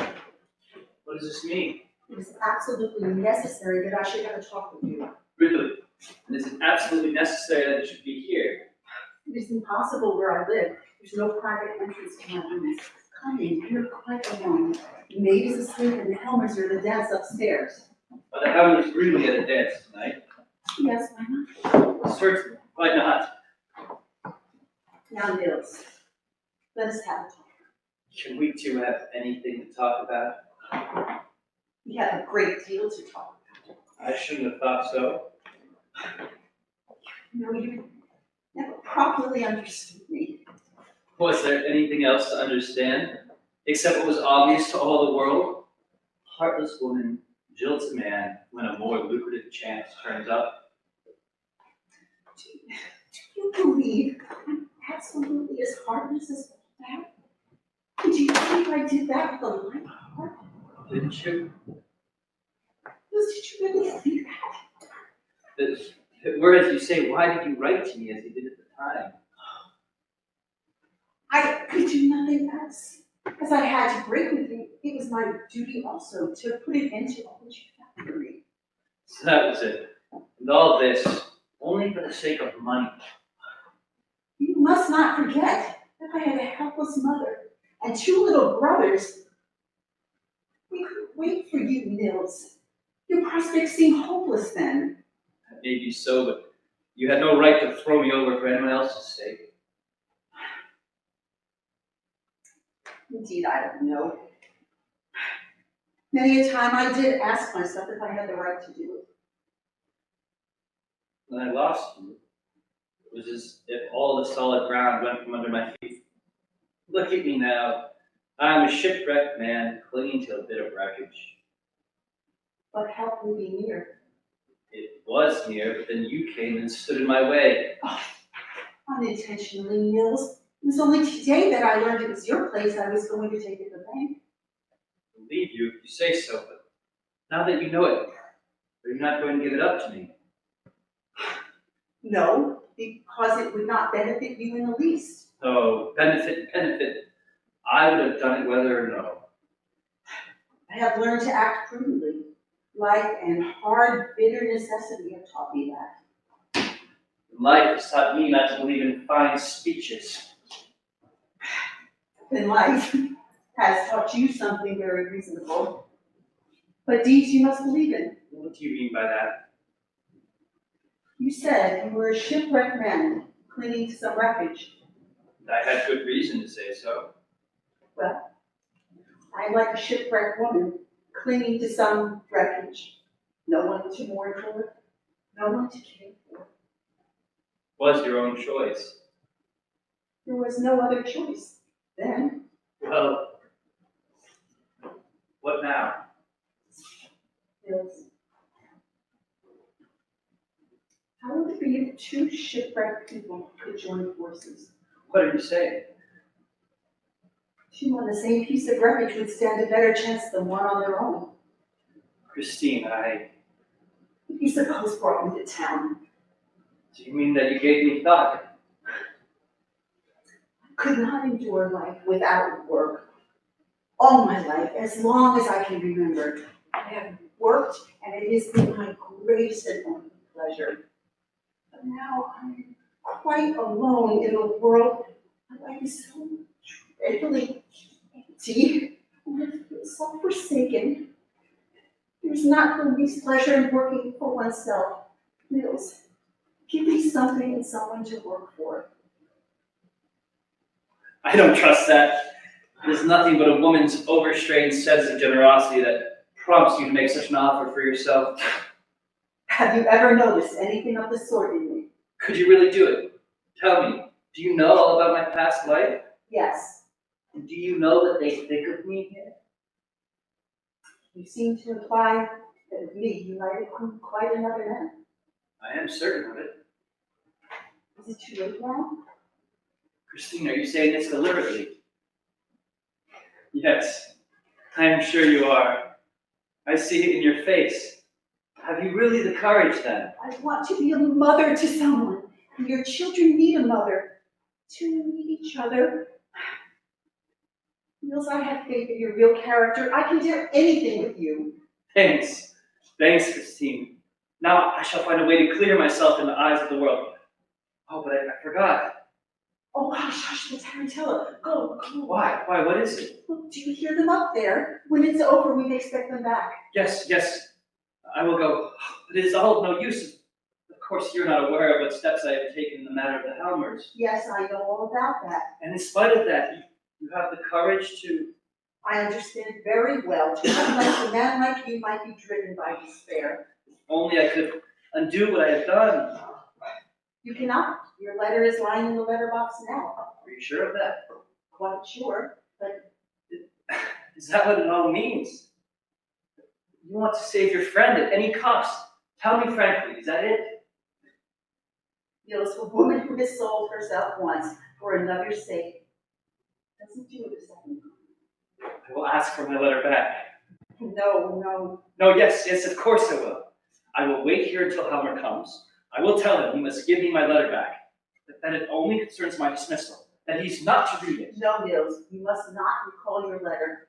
But tell me, wasn't it for that very purpose that you asked me to be here?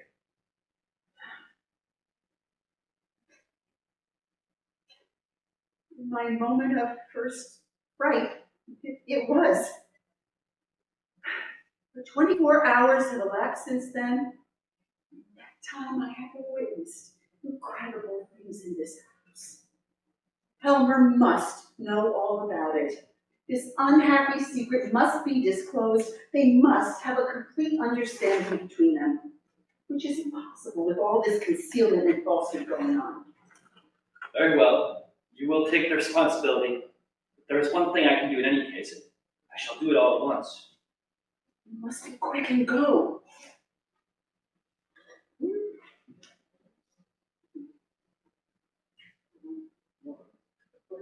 The dance is over. We are not a moment's sake any longer. I will wait for you below. Yes, do. I'm sitting at the back door. Yes.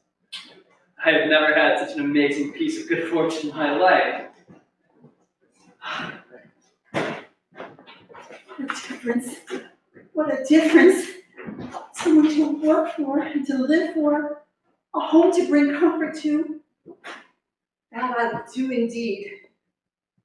She will be quick and calm. They are now. No, don't take me in. I want to go upstairs. I don't want to leave so early. But my dearest Nora, Please, Torvald, here. Please, only 1 hour more. not a single minute, my sweet Nora. You know that was our agreement. Come along into the room. You're pretty cold standing there. Good evening. Oh, Christine! You're here so late, Mrs. Lynn. Oh, yes, you must excuse me. I was anxious to see Nora in her dress. Have you been sitting here waiting for me? Yes. Unfortunately, I came too late. I had already gone upstairs, and I thought I couldn't go away again without having seen you. Yes.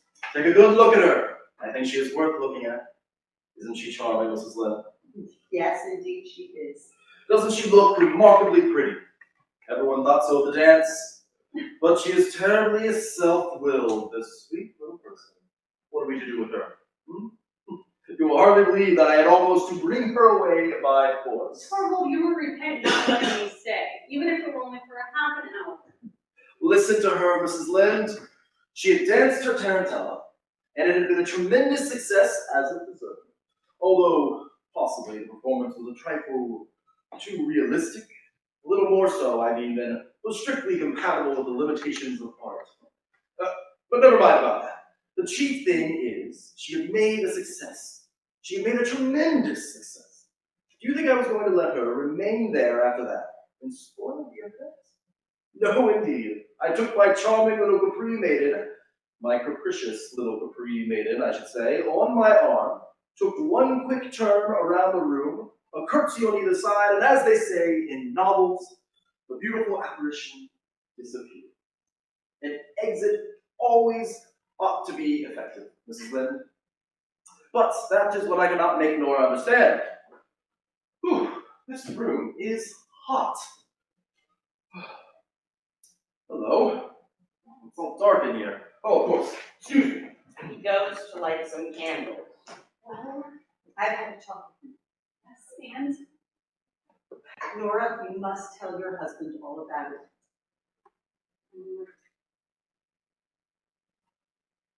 Nothing to be afraid of as far as Krogstad is concerned, but you must tell him. I won't tell him. Then the letter will. Thank you, Christine. Now I know what I must do. Gosh. Well, Mrs. Lind, have you admired her? Yes, and now I will say good night. What? Already? Oh, is this yours? Oh, This knitting? yes, thank you. I had very nearly forgotten it. So, you knit. Oh, of course. Do you know, you ought to embroider. Really? Why? Yes, it's far more becoming. Let me show you. You hold the embroidery thus in your left hand and use the needle with your right, like this. With long, easy sweep. Do you see? But in the case of knitting, that can never be anything but ungraceful. Look here. The arms close together. The knitting needles going up and down, up and down. That's a sort of Chinese effect, and it just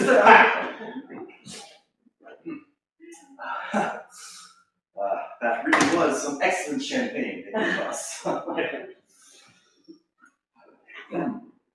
Good night, Nora.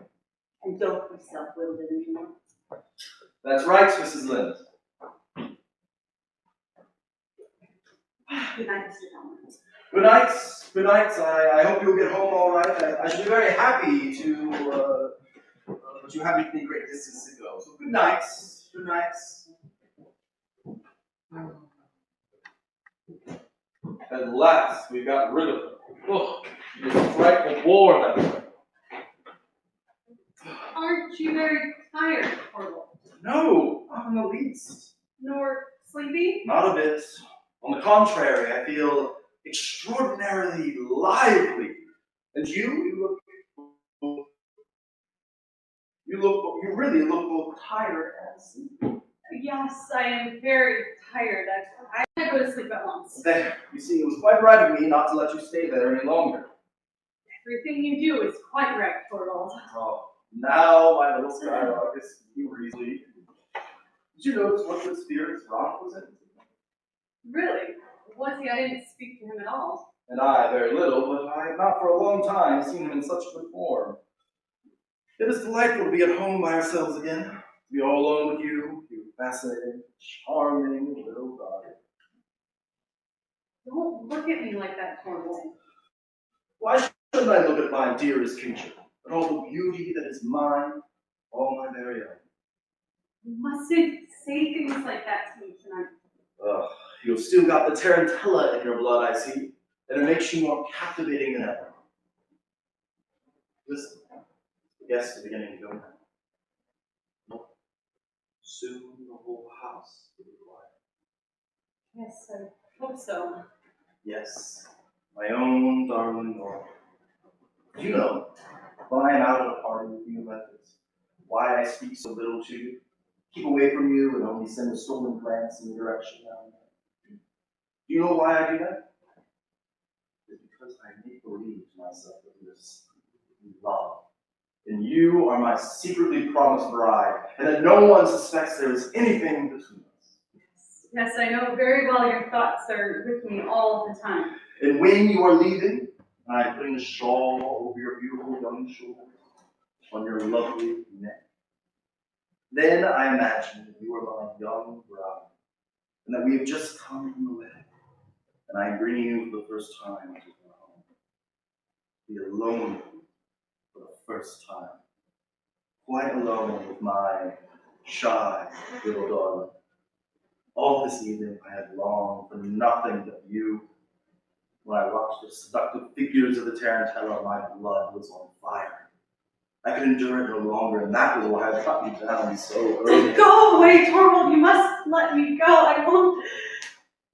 What's that? You're joking, my little Nora. You won't. You won't. Am I not your husband? The knock is heard at the outer door. Did you hear? Who is it? It is I. May I come in for a moment? What does he want now? Wait a minute. Come, that's kind of you not to pass by our door. I thought I heard you. I felt as if I should look in. Ah, yes. Dear little familiar rooms. You are very happy and cozy in here, you two. Seems to me that you looked after yourself pretty well upstairs, too. Oh, excellently. Why shouldn't I? Why shouldn't one enjoy everything in this world? At any rate, as much as one can, as long as one can. Wine. Especially the champagne. So you notice that too. It's almost incredible how much I managed to put away. Torvald drank a great deal of champagne tonight, too. Did he? Yes, and he's always in such good spirits afterwards. Well, why should one not enjoy a merry evening after a well spent day? Well spent. Oh, I'm afraid I can't take credit for that. But I can. Dr. Ronk, you must have been occupied with some scientific investigation today. Exactly. Just listen. Little Nora talking about scientific investigations. And may I congratulate you on the result? Indeed you may. Was it favorable then? The best possible. For both doctor and patient. Certain. Certainly, to what? Absolute certainty. So wasn't I entitled to make a merry evening after that? Yes, you certainly were, Dr. Ronk. I think so too. So long as you don't have to pay for it in the morning. No, well, one can't have anything in this life without paying for it. Dr. Ronk, are you fond of fancy dress balls? Yes, there are a fine lot of pretty costumes. Tell me, what shall we two wear at the next? Little featherbrain, are you thinking of the next already? We too. Yes, I can tell you. You shall go as a good fairy. Yes, but what you suggest is an appropriate costume for that. We'll let your wife go dressed as she is in everyday life. That was really very prettily turned. Can't you tell us what you will be? Yes, my dear friend, I have quite made up my mind about that. Well, At the next fancy dress ball, I shall be invisible. that's a good joke. There is a big black hat. Have you ever heard of hats that make you invisible? If you put one on, no one can see you. Yes, you are quite right. But I am clean forgetting what I came for. Elmwood, give me a cigar. One of the dark Havans. With the greatest pleasure. Thanks. Oh, let me do the light.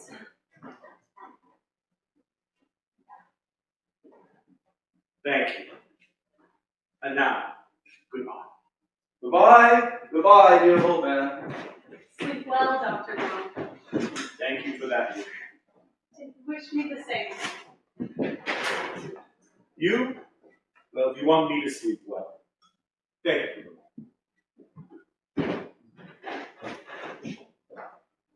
He has drunk more than he ought. Helmer takes a bunch of keys out of his pocket and goes into the hall. Torvald, what are you going to do there? Emptying a letterbox. It is quite full. There will be no room for the newspaper tomorrow morning. Oh, well, are you going to work tonight? You know quite well enough. What is this? Someone's been at the lock. At the lock. Yes, someone has. What can it mean? Should have never thought of a maid. Here is your broken hairpin. Nora, is it one of yours? Oh, then it must have been the children. You must get them out of those ways. There, at last, I got it open. takes out the contents of the letterbox and calls to the kitchen. Helen! Helen, put out the light over the front door. Goes back into the room and shuts the door. Pulls out his hands full of letters. Look at that. Look what a heap of them there are. Who on earth is that? No, Torvald, no. 2 cards. Bronx. Dr. Ross. Dr. Rung. They were on the top. He must have put them in when he went out. Is there anything written on them? There was a black cross over the name. There. An uncomfortable idea. It looks as if he were announcing his own death. It is just what he's doing. What? Do you know anything about it? Has he said anything to you? Yes. He told me that when the cards came, it would be his leave taken from us. He means to shut himself up and die. My poor old friend. Certainly I knew we should not have him very long with us. So soon? And he hides himself away like a wounded animal? If it has to happen, it is best it be without a word. Don't you think so, Torvald? He had so grown into our lives, I can't think of him as having gone out of them. He, with his sufferings and his loneliness, was like a cloudy background to our sunlit happiness. But perhaps it was best so, for him anyway, and perhaps for us too, Nora. We two are thrown quite upon each other now. My darling wife, I don't feel as if I can hold you tight enough. Do you know, Nora, I have often wished that you might be threatened by some great danger, that I might risk my life's blood and everything for your sake. No, you must read your letters, Torvald. No, not tonight. I want to be with you, my darling wife. With the thought of your friend's death? You are right. It has affected us both. Something ugly has come between us. Thought of the horrors of death. We must try and rid our minds of that. Until then, we will each go to our own. Good night, Torvald. Good night. Good night, my little singing bird. Sleep sound, Lord. Now I will read my letters through. Never see him again. Never to see my children again. But I see black water. Unfathomable depths, if it were over. He's got it now. Now he's reading it. Goodbye, Torvald and my children. She's about to rush out through the hall. Nora! Oh, What is this? Do you know what is in this letter? yes, I know. Let me go. Let me get out. Where are you going? You shan't save me, Torvald. True. Is this true that I read here?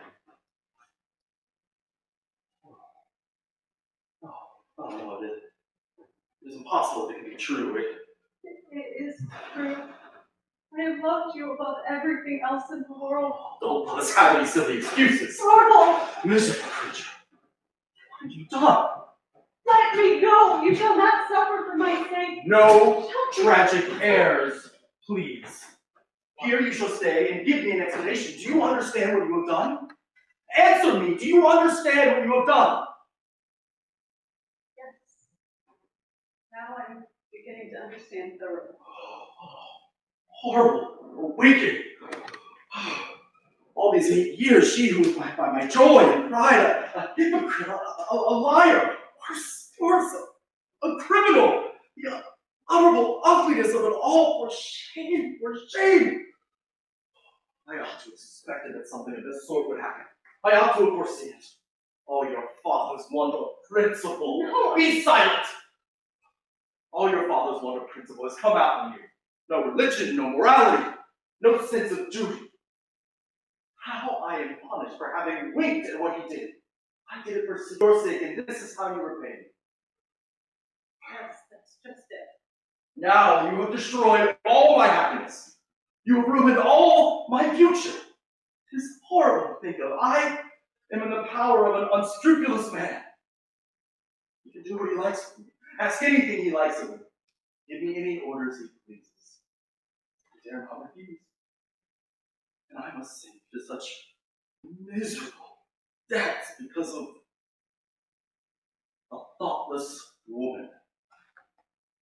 When I am out of the way, you will be free. No fine speeches, please. Your father always had plenty of those ready too. What good would it be to me if you were out of the way, as you say? Not the slightest. He can make the affair known everywhere, and if he does, I may be falsely suspected of having been a party to your criminal action. Very likely people will think I was behind it all, that it was I who prompted you. And I have to thank you for this. You, whom I have cherished during the whole of our married life. Do you understand now what it is you have done to me?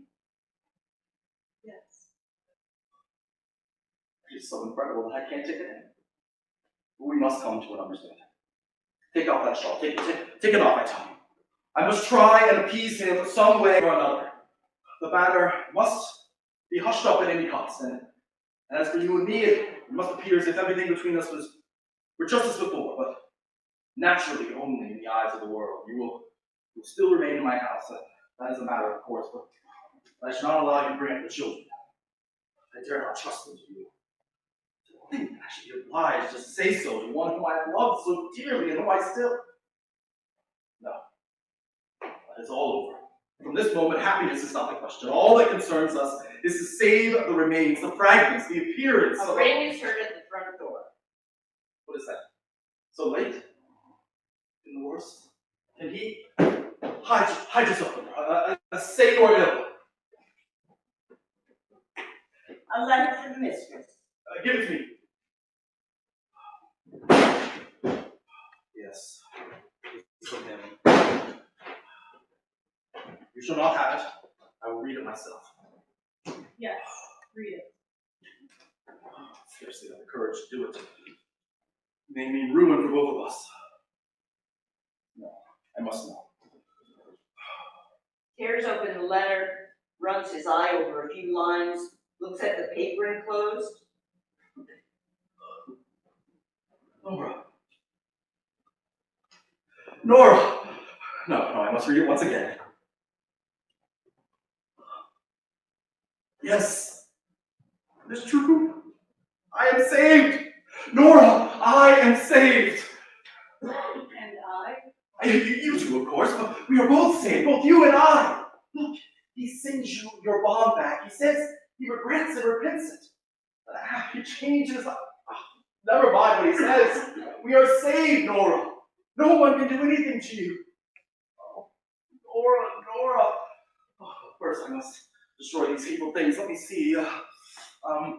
I won't look. The whole thing should be nothing but a bad dream to me. Tears up the bond and both letters, throws them into the stove and watches them burn. There. Now it doesn't exist any longer. He says that since Christmas Eve, these must have been 3 dreadful days for you, Nora. I have fought hard fight these 3 days. And suffered agonies and seen no way out, but no, we won't call any of the horrors to mind. We will only shout with joy and keep saying, it's all over, it's all over. Listen to me, Nora. You don't seem to realize that it is all over. What is this? Such a cold, set face, my poor little Nora. I quite understand, but you don't feel as if you could believe that I have forgiven you. But it is true. I swear, I've forgiven you everything. I know that what you did out of love for me. It's true. You have loved me as a wife ought to love her husband. Only you have not sufficient knowledge to judge the means you use. Do you suppose you are any the less dear to me because you don't understand how to act from your own responsibility? No. Only lean on me. I will advise you and direct you. You should not be a man if this womanly helplessness did not just give you a double attractiveness in my eyes. You must not think any more about the hard things I said in my first moment of consternation, when I thought everything was going to overwhelm me. I have forgiven you, Nora. I swear to you, I have forgiven you. Thank you for your forgiveness. She goes out through the door. No, don't go. What are you doing in there? Yes, take off your, No, I can see that. yes, do. Try and calm yourself. Make your mind easy again, my frightened little singing bird. Be at rest and feel secure. I have broad wings to shelter you under. Oh, how warm and cozy our home is, Nora. Here is shelter for you. Here I will protect you like a hunted dove that I have saved from a hawk's claws. I will bring peace to your poor beating heart. It will come little by little, Nora. Believe me, tomorrow morning you will look upon it all quite differently. Soon everything will be just as it was before. Very soon you won't need me to assure you that I have forgiven you. You will yourself feel the certainty that I have done so. Can you suppose I should ever think of such a thing as repudiating you or even reproaching you? You have no idea what a true man's heart is like, Nora. There is something so indescribably sweet and satisfying to a man in the knowledge that he has forgiven his wife, forgiven her freely, with all his heart. It seems as if that had made her, as it were, doubly his own. He has given her a new life, so to speak. And she has, in a way, become both wife and child to him. So you shall be for me after this, my little scared, helpless darling. Have no anxiety about anything, Nora. Only be frank and open with me, and I will serve as will and conscience both to you and... What? Nora, what is this? Not gone to bed. You changed your things. Yes, Torvald, I've changed my things now. What for? So late as this? Shall not sleep tonight. My dear Nora, It is not so very late. Sit down here, Torvald. You and I have much to say to each other. Nora, what is this? This cold, set face? It will take some time. I have a lot to talk over with you. You alarm me, Nora, and I don't understand you. No, that is just it. You don't understand me. And I have never understood you either before tonight. No, you mustn't interrupt me. You must simply listen to what I've said. Torvald, this is a settling of accounts. What do you mean by that? Isn't there one thing that strikes you as strange in our sitting here like this? What is that? We've been married now 8 years. Does it not occur to you that this is the first time we two, you and I, husband and wife, have had a serious conversation? What do you mean by serious? In all these 8 years, longer than that, and from the beginning of our acquaintance, we have never exchanged a word on any serious subject. Was it likely that I would be continually and forever telling you about worries that you could not help me to bear? I'm not speaking about business matters. I say that we have never sat down in earnest together to try to get to the bottom of anything. Dearest Nora, would it have been any good to you? That is just it. You've never understood me. I've been greatly wronged, Torvald. First by Papa, then by you.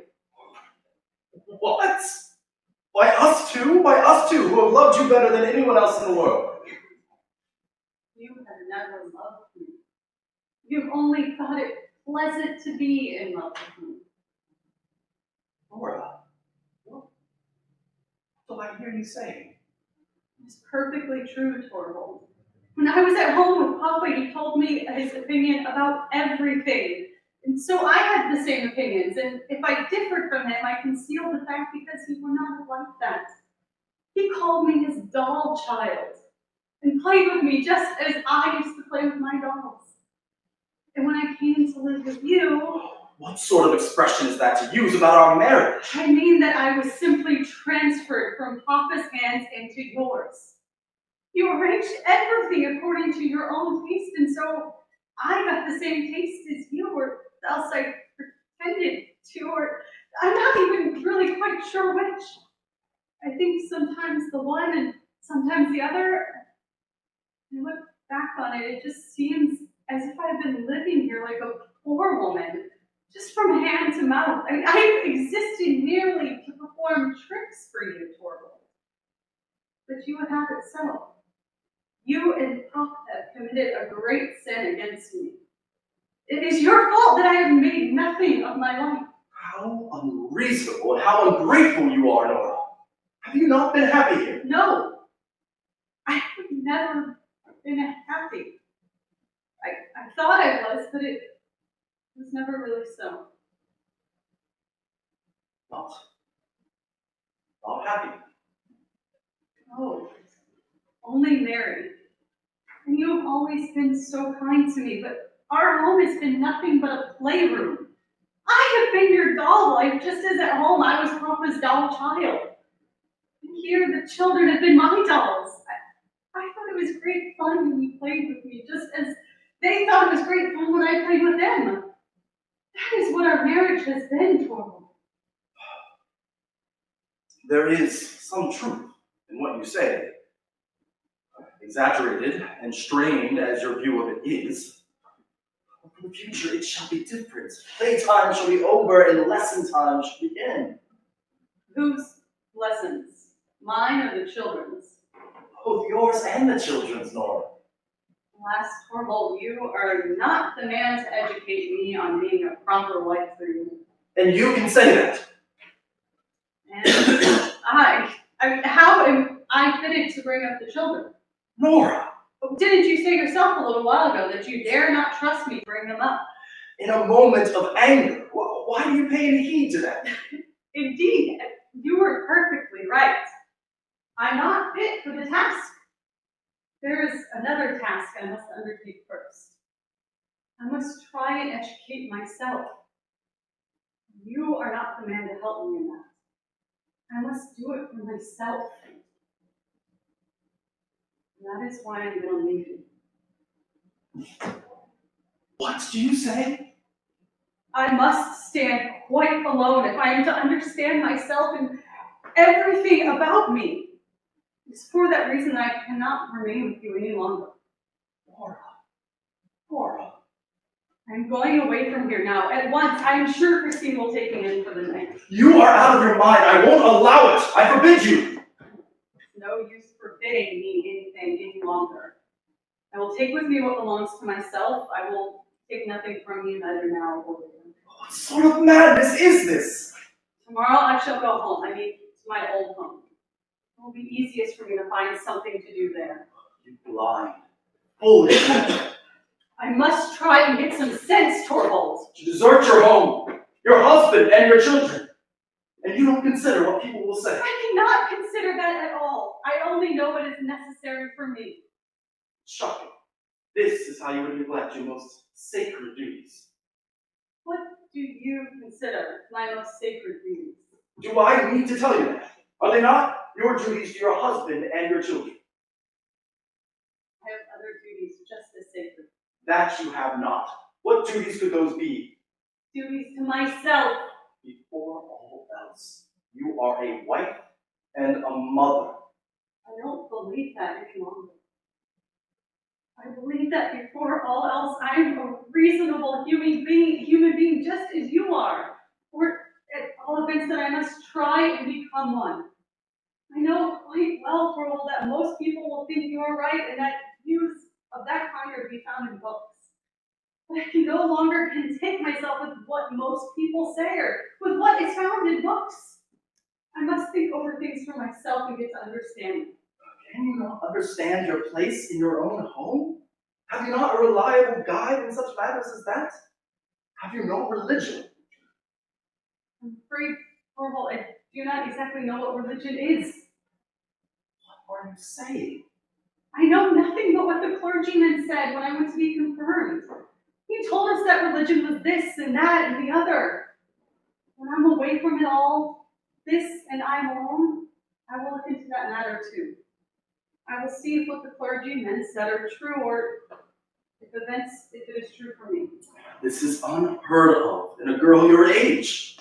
But if religion cannot lead you aright, let me try and awaken your conscience. I suppose you have some moral sense? Or, answer me, am I to think you have none? I assure you, Torvald, that is not an easy question to answer. I really don't know. The thing perplexes me altogether. I only know that you and I look at it in a quite different light. I am learning, too, that the law is quite different, quite another thing from what I suppose, but I find it impossible to convince myself that the law is right. According to it, a woman has no right to spare her old, dying father, or to save her husband's life.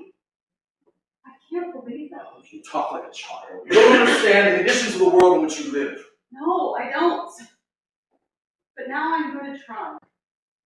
I'm going to see if I can make out who is right, the world or I. You are ill, Nora. You are delirious. I almost think you are out of your mind. I have never felt my mind so clear and certain as tonight. Then is it with a clear and certain mind that you forsake your husband and your children? Yes, it is. Then there is only one possible explanation. What is that? You do not love me anymore. No, that is just it. Nora. And you can say that. It gives me great pains, Torvald. You've always been so kind to me, but I cannot help it. I do not love you anymore.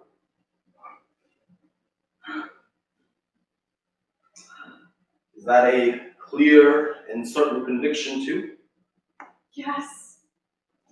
Absolutely clear and certain.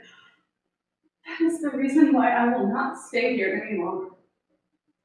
Can you tell me what I have done to forfeit your love? Yes, indeed I can.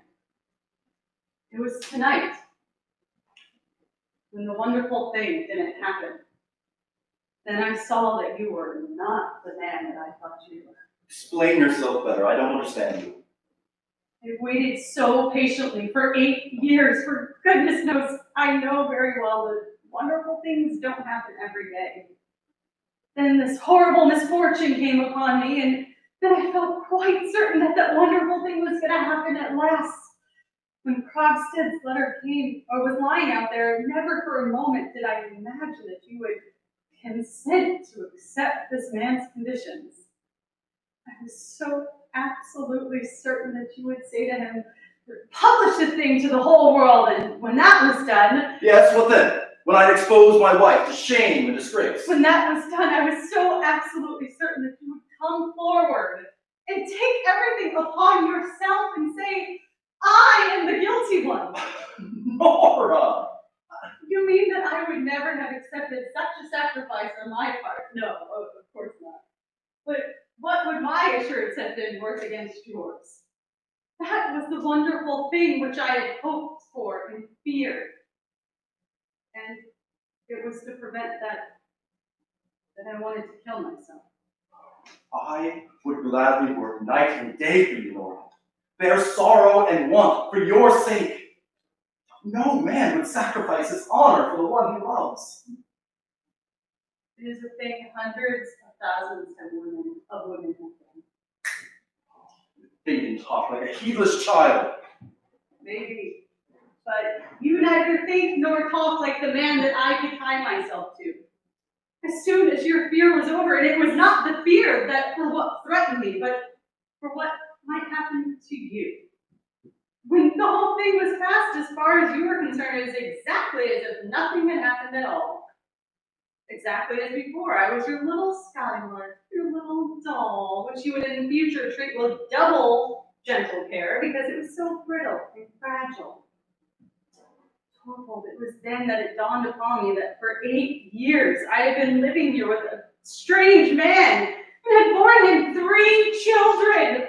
Oh, can't bear to think of it. I mean, I could tear myself into bits. I see. An abyss has opened between us. There's no denying it. Nora, would it not be possible to fill it up? As I am now, I am no wife to you. I have it in me to become a different man. Perhaps if your doll is taken away from you. To part from you. No, Nora, I can't understand that idea. That makes it all the more certain that it must be done. Nora, not now.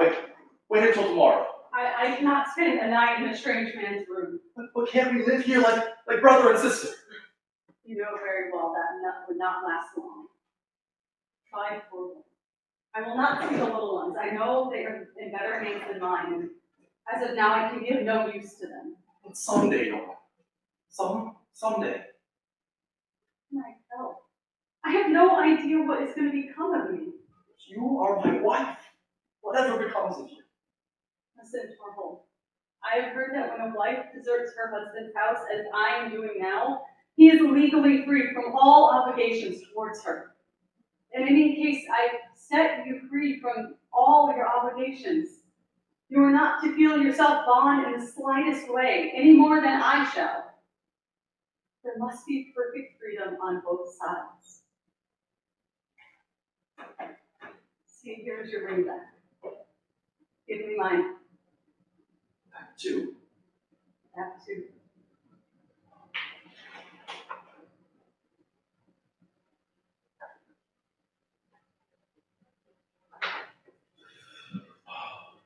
I'll have to mail to you.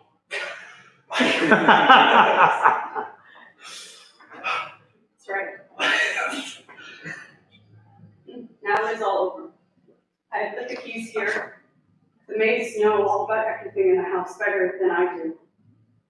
Tomorrow, after I've left here, Christine will come and pack up my things that I brought with me from home. I will have them sent after me. All over. All over. Nora, shall you never think of me again? I know I shall think often of you, the children, and this house. May I write to you, Nora? No, never. You mustn't do that. At least let me send you. Nothing. Nothing. Let me help if you are in No, contact. I can't receive anything from a stranger. Nora, I'd never be anything more than a stranger to you. Torvald, the most wonderful thing of all would Then tell me what that would be. both you and I would have to be so changed that Torvald, I don't believe any longer and wonderful things happen. But I will believe in it. Tell me. So changed that. Our life together would be real but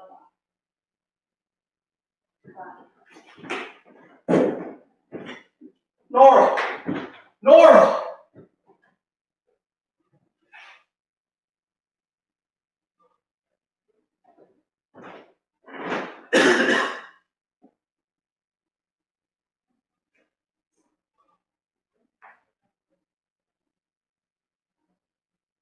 She's gone.